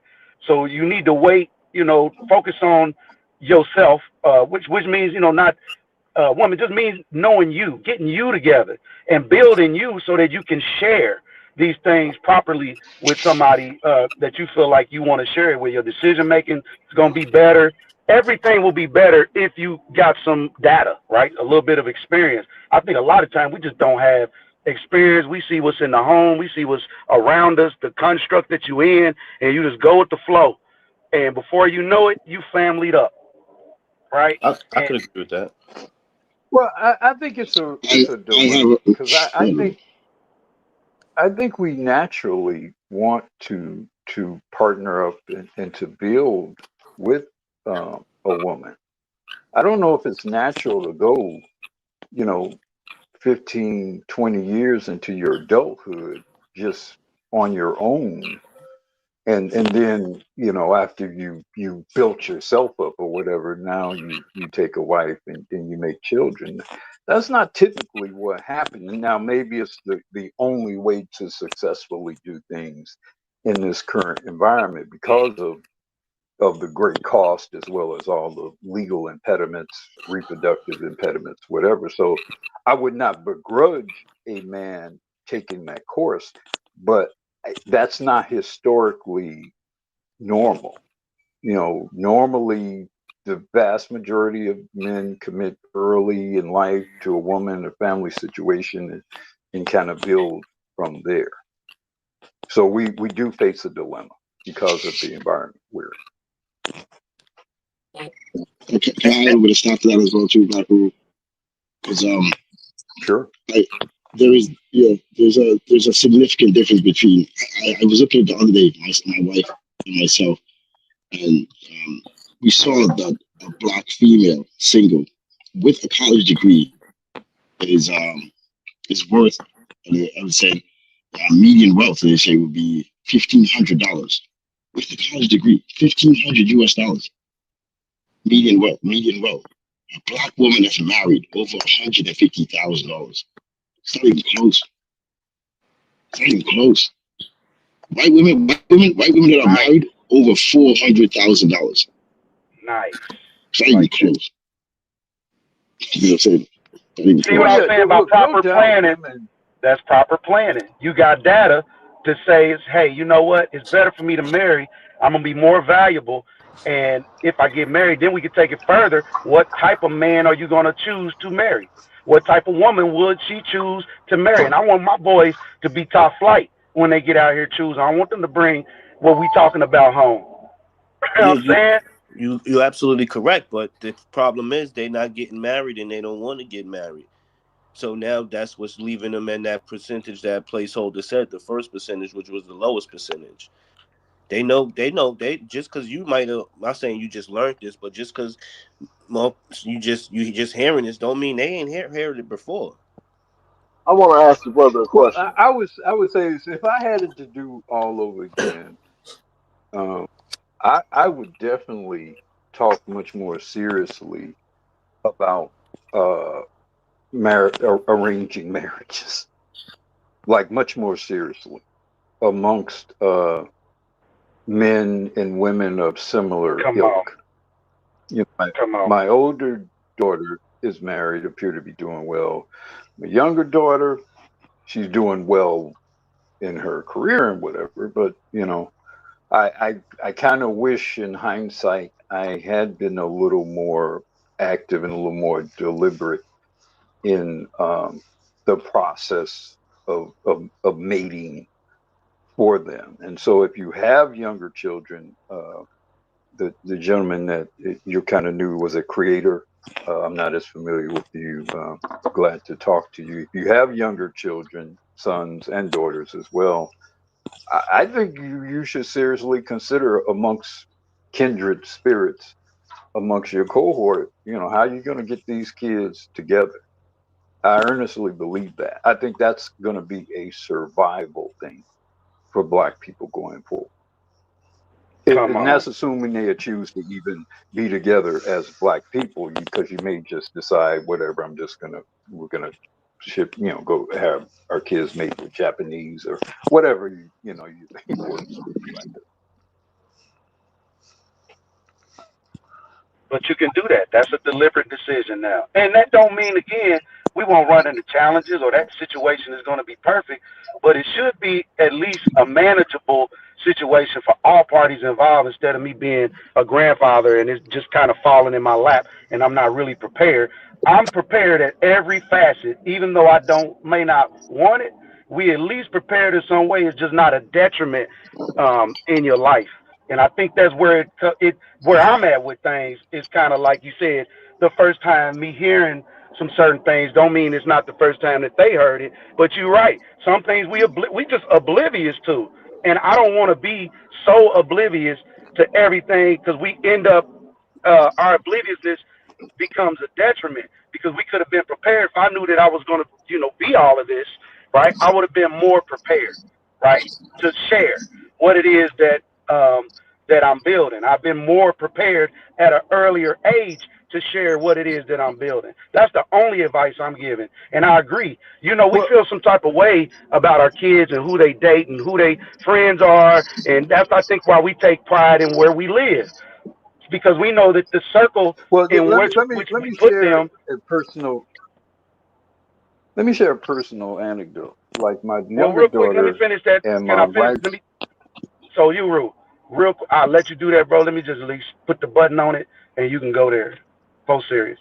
So, and it just really all I wanted to simply say is it is deliberate. Parenting is deliberate. Courting is deliberate. You don't have to be in a relationship, but if you're gonna do it, this is your future you. This is what we discussing. Well, personal anecdote. It's funny we're having this conversation. I was talking about my younger daughter. Her and my wife's best friend son grew up together. Handsome, tall young man, uh, college graduate, uh, doing very well in life. He works in the medical sciences, you know, and we're pretty sure he likes my daughter romantically, but she kind of see him as a brother because they grew up together. And so she's kind of squeamish about even the notion of dating him. But he clearly and views her different. And I think about like, how we could have maneuvered that situation in a way in which it could have, you know, we could have done something differently in that regard. Because they'd make quite a striking young couple, but they grew up in diapers together. So my daughter is like, guys are trying to, it's just like my cousin, so I And just you looking at it makes so would you me. look at it from a standpoint of this is what she would the lineage she would bring through her as a result of you, as what you kind of looking at as Yeah, I well. mean, well, and we know her family. Everybody's college educated. Everybody's productive people. We know all about them. They know all about us. I mean, I just wish we had been more mindful of that sort of thing over time, because it would actually have been almost a perfect sort of arrangement. But the girls have free will too. That's right. They like what they like, man.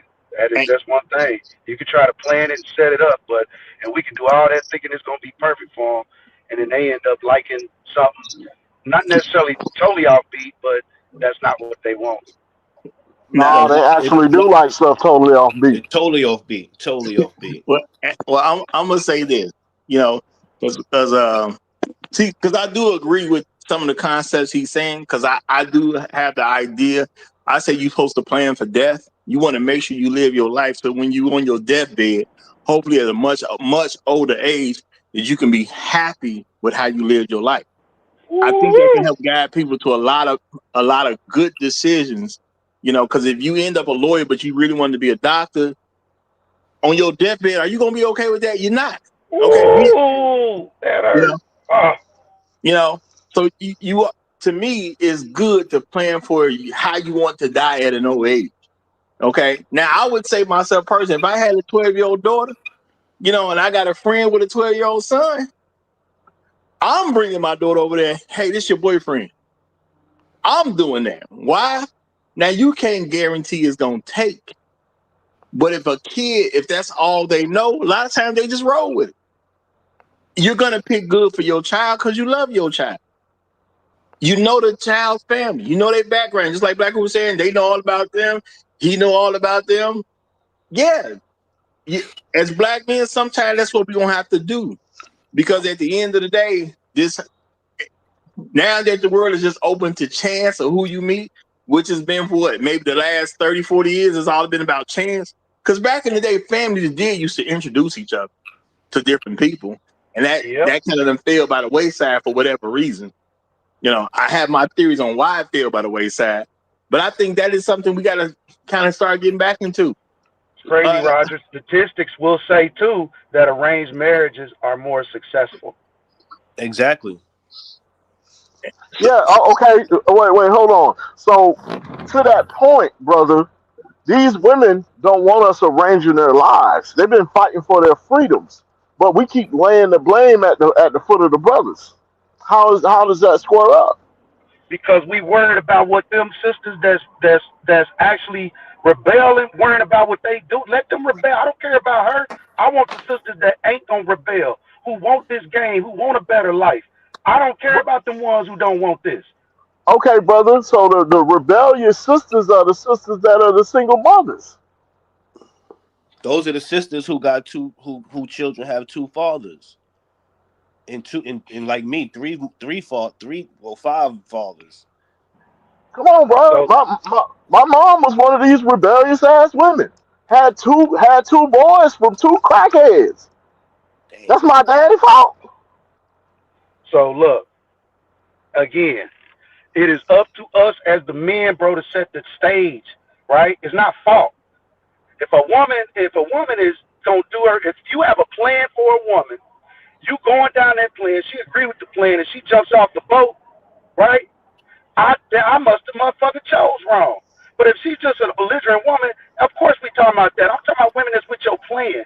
I'm not talking about belligerent women. I don't even care about belligerent women. Why are we worried about belligerent women? Let's focus on the women, right, who are Because not belligerent. Well, hold on. Let me I'm say this. Let me say this because I agree to a certain degree of what you're saying. But sometimes stuff just ain't your fault. Sometimes she just stupid.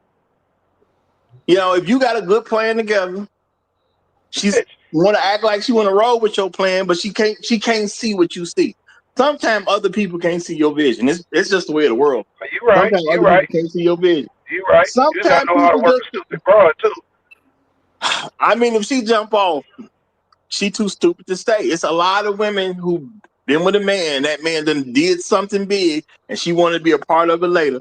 We hear the regretful stories, and well, I don't know if y'all hear them, but I definitely hear women with the regretful stories about how I could have been with this guy and I could have did this, but she jumped ship early. My thing is sometimes women just stupid, but I respect they do have a right to be stupid because I got a right to be stupid. I also got a right to be smart. You know, women get to do what they want to do at the end of the day. And that's why I say if a woman's with a man for less than 6 months, sure, blame the man. But if she with a man for more than 6 months, if they separate, it's pretty much gonna be her fault at the end of the day. Because she I got agree. uncomfortable following the man that she said she was willing to follow. And as a man, you do have to present yourself as I'm the person who's going to lead. We're going to follow my lead. And my thing is, now we ain't got nothing to argue about. We know we following my lead. I still ain't got to be perfect. My name ain't Jesus. I like Jesus, but I ain't Jesus. So guess what? I'm gonna make a mistake sometime. It may cost us some money sometime, and we gonna deal with it. Because if you're only with me while the sun is out, I don't need you around. Facts. okay. Now with that woman, you can go to the moon with. And even before you grow with a woman, she come educated already. There's a certain level of expectation. You as a man should already know what you're trying to get. So while you schmoozing and you trying to get what you're trying to get as real men, player, you put your player hat on, right? Most men chase the women that they want. I ain't gonna say that, some of us don't, have to go get women. But even the women that come to me, I have to analyze them too. And it was just what Roger said earlier. She gave me information, right, that I'm not agreeing with. Now, if he moved forward with the information that she gave him, I'm gonna say, bro, that's your fault. Because she gave you information you chose not to use. You see what I'm saying? Not only that, if she's not say she won't be a good baby mama. Now they go back on the choice of woman you chose to even lay with in the first place. And it hurt. I know it hurts a gut. You get what I'm saying? But it is what it is, bro. You got to be prepared to take on a woman, man. It's a heavy responsibility. And it Yeah. ain't an obligation that you have to go do. It's like going to get a car. You don't have to finance a car. You don't have to have a car. It's public transportation. You don't have to lock in. But if you do, prepare. It's I just like think going to school for your job. Prepare. I I think agree. I agree with that. a lot And of the same thing goes for that woman who's go out to have a baby and hold that baby for 9 months and kick it out. She knew that Yeah. she knew the dude who she was having sex with wasn't an adequate father. well, Yeah. I think a lot of it. Hey, hold on. I Go think ahead.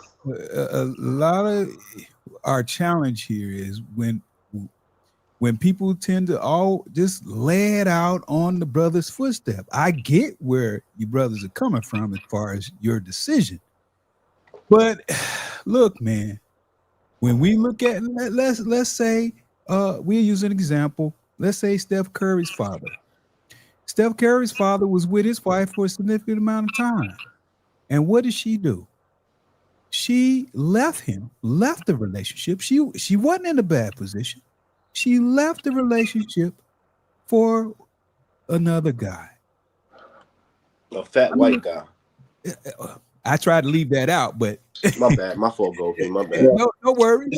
Let's put a little respect on Dale Curry's name. Like he did. He had his own great NBA career. I mean, he wasn't the superstar, but he had a great NBA career. So let's put a little respect on Dale Curry's No, name. he's just making the point that even him, his wife, the wife that he chose, right, to build his legacy with, here's the example of a plan executed, not a plan in action. This is a plan executed properly.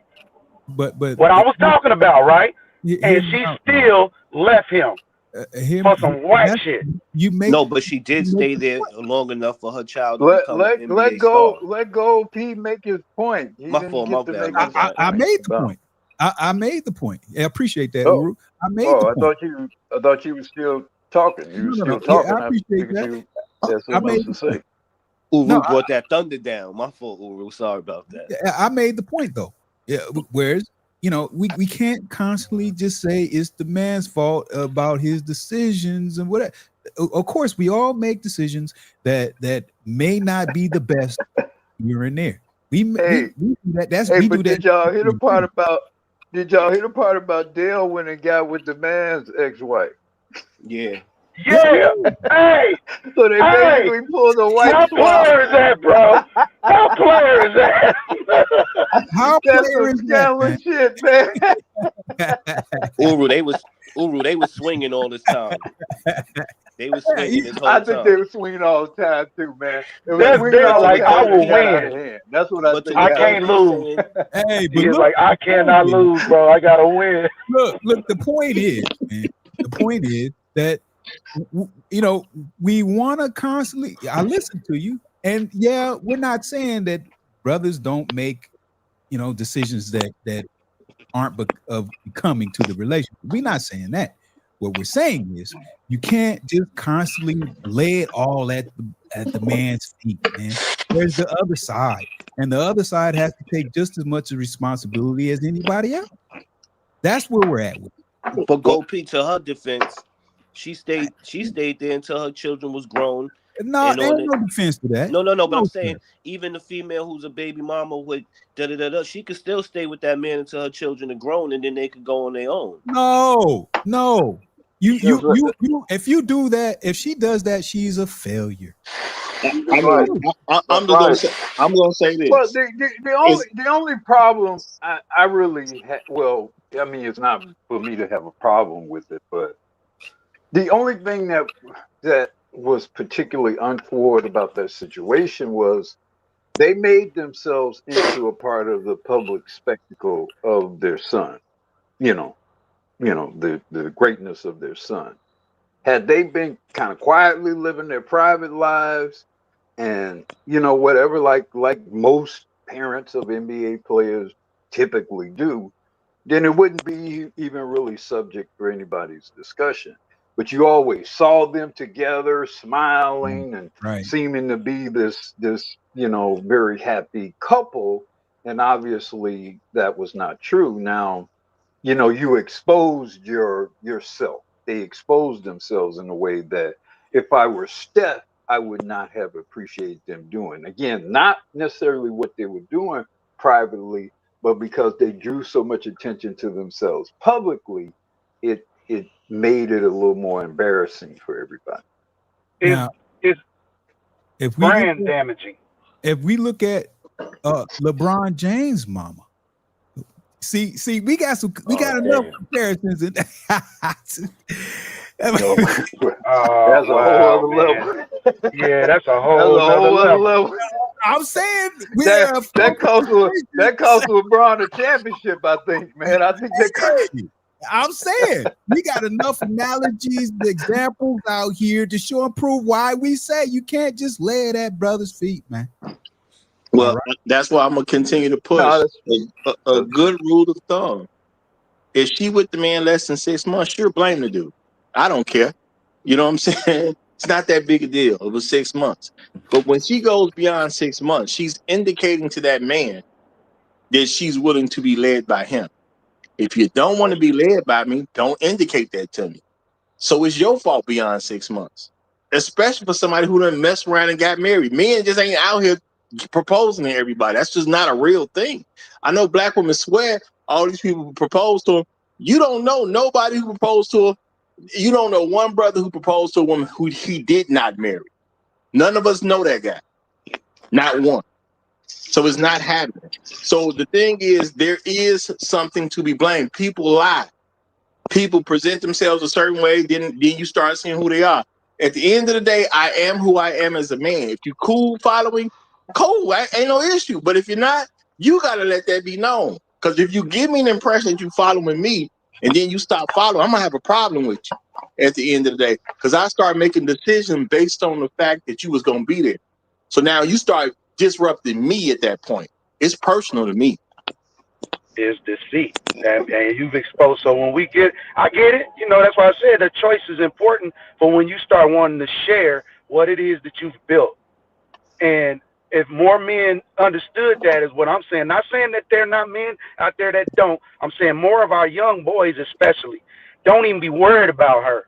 Start acquiring, right? So you can have something to share, right? Now, even if she's a baby mama, you're in a different position, right? Even her life is going to be different as a result of what you know. Is all I'm simply saying. I'm saying we're doing nothing wrong. We just need to add a few more ands and alsos, right? Some amendments to these laws amongst us. I ain't worried about what nobody else doing. This is what I see like our people should do. And these are conversations that I'm not just having on here, that with real people and real families, we having these conversations. And it's hard. I don't know if nobody else is. Maybe it's easy for y'all, but it's challenging to even just get a group of us to have the conversation that we having on this panel daily. And I'm talking about just regular people. And we talking finance, we talking Black history, we talking about current political position. You know, just everything that we discussing, even where we want our kids right now. We talking about patriarchy. This challenging, man. Speaking this with regular, just your everyday people, they don't want to hear it. It's just that's why I was like, it don't even matter. For them, we do what we do and move how we move, and they will follow. I'm gonna just say, I agree. Listen, brother. The main message we should be saying out here is, look, man, don't be no sucker out here. Okay, regardless of where you're at. If you're here in the United States, across the sea, wherever you are, don't be no sucker out here, man. Well, I'm gonna say the main conversation of today was: is there an incompetency issue about black men being leaders to black women? And I'm saying no, there isn't. And what we need to stop doing is allowing black women to use that as an excuse. I would follow a man, but it's nonsense. If he dead, okay, he can't do nothing. He dead. If he in prison, why you talking to him in the first place? And if he homeless, you probably homeless too. So I ain't got no issue with those folks.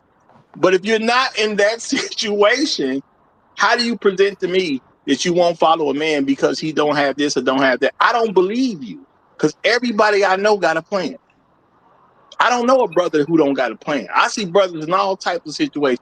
It's some guy right now who is married to a woman and he just got fired. Y'all know what he do? He make a plan because he got to get a job. He got to get some money. He may end up starting a business. He may go work for somebody else, but he gonna put a plan together and make it happen. Why? Because he not finna be out here telling other people I can't take care of my wife. That is the one thing black men will die about. You ain't gonna get no black man say he can't take care of his wife. We ready to die before we have to admit that. And that's real talk. That's why you'll see brothers with 2-3 jobs. Because they ain't try to tell nobody he can't take care of his wife. So this whole thing about black men can't make it happen, I think it's just complete nonsense at the end of the day. You got to seek out a guy who can't make it happen, or truth be told, who just unwilling to make it happen. Because life is usually about what you're willing to do. It's not really about what you can't do. It's really about what you're willing to do. But y'all, we about to hit that 3-hour mark. So I'm going to get ready to close this out. It's Friday. It's been good. So this is what I'm going to do. I'm going to go and do some closing statements. We'll start at, well, matter of fact, Black Rule, you can go first if you want. You want to go first, Black Rule? Or you want to go last? Well, I'll go first. If nigga, you ain't going first regardless. Gold P ain't never first, especially not today. You know what I'm saying? Especially not today. What's with all the aggression, Roger? The way you've been acting today, you definitely can't be first. Shark, you got it, man. I'm about to engage in some SBE right now. I'm about to shave. I'm being a bully right now. Explain why this character Rogers being the way he is right now. Well, go Pete. You got fourth. You got fourth though. Fourth ain't bad. You the I got fourth. You the clean-up hitter. Yeah. Shark, you got it, brother. All right. Don't worry about Gold P. Honestly, there's nothing a black man can't do, and there's nothing a black man can't overcome when he got a solid black woman behind him that's ready to follow his lead and pump some gas into the car. You know what I mean? So as long as you have that, you really ain't gonna have a problem. The problem is we just be having these black women that don't want to put no gas in the car. They putting diesel in it. So it's nothing a black man can't do. We do it crazy. We do it ill when we by ourselves. So imagine when you got somebody helping and you got somebody that's just behind you, patting you on the back, just telling you a good job. All right. Well said, brother. Well said. No placeholder. It's on you, my brother. He rolling up right now. No placeholder going once. We're going to give him a chance. No placeholder going twice. All right, y'all. He in the bathroom. All right, Creddy, you got it, brother. First off, good looking, Roger. Once again, man, appreciate you being here every day. And, we're going to build this thing, man. I'm going to keep pulling up, you know what I mean, if you keep opening the doors. So I appreciate everybody on the panel. Real talk, man. This is not a echo chamber. And I think that's the conversations that should be had with us as men, because we are patriarchs of a circle, right? And the more knowledge that we can be armed with to give to our soldiers, the better. I'm seeking to be, the best man on earth that all women want to be with, right? The black man, because he can take you to levels that these other men just cannot take you on every level, politically, physically, mentally, spiritually, and more importantly, in this construct that we in America, financially. There are certain things that we can do greater, and there are certain things that I think we're doing excellent and beyond great on. We just don't get no play. And that's more so the way that we should want it. We shouldn't want no play in their system. So I appreciate you, brother. It's a lot we can discuss. Black Huru, hey, for real, man, that's that conversation on arranged marriages. Probably, Roger, we might need to discuss that, man. Real talk. It's crazy, but I think that's something that needs to be discussed, because if we're talking about unruly people, and if certain people want to move in that lane, I'm like, hey, do you move in the lane that you want to move in, but realize that there are other people, don't want to move in that lane, and maybe we can arrange something to where we can just be those people in that lane. And if you want to come over here, you abide by a certain way of doing things, and it'll be evident. Sound about right to me. All right, let's get a flow to Kevin 3905. I'm here, fellas. I just had to bless somebody out hitting the side of my truck. But anyway, man, it's an excellent conversations, agreement and disagreement. So I appreciate it over here, man. This is how we gonna get better. Iron sharpens iron. But fellas, don't be afraid to assume leadership in your households to come, and don't be asking these women for permission for it. And don't be afraid to correct these women. Don't be afraid to do it. We don't need their permission to correct them, man. When they wrong, they wrong. And that's it. And I land my plane. All right. Black Uru, Any last words for today? Black Uru going once. Black Uru going twice. He must be busy with something. All right, Gold P. Guess what, brother? You see, man. Sometimes the first should be last and the last should be first. I Okay? agree, man. Let the greatest be first. The That's last is not necessarily the least, my brother. the greatest. Let the greatest go last. I know, Roger. Roger, you been serving me that work the whole time, brother. No, brother. Because you are so important. Yes, sir. I wanted you to have the last word, brother. Yeah. You see that? Yeah, I see that. Why you trying to act like some disrespect going on? No, I want everybody to tune into a Gold P saying with no distraction. Yeah. So go ahead. Let's see what you do with it. Yeah. Goodbye, good night. In my Russell Simmons voice. And that's what we waited on. Okay. All right, y'all. If you're new to the channel, make sure y'all subscribe. We have the best conversations over here, y'all. Monday through Friday, 9 a.m. Chicago time. Not your time, Chicago time.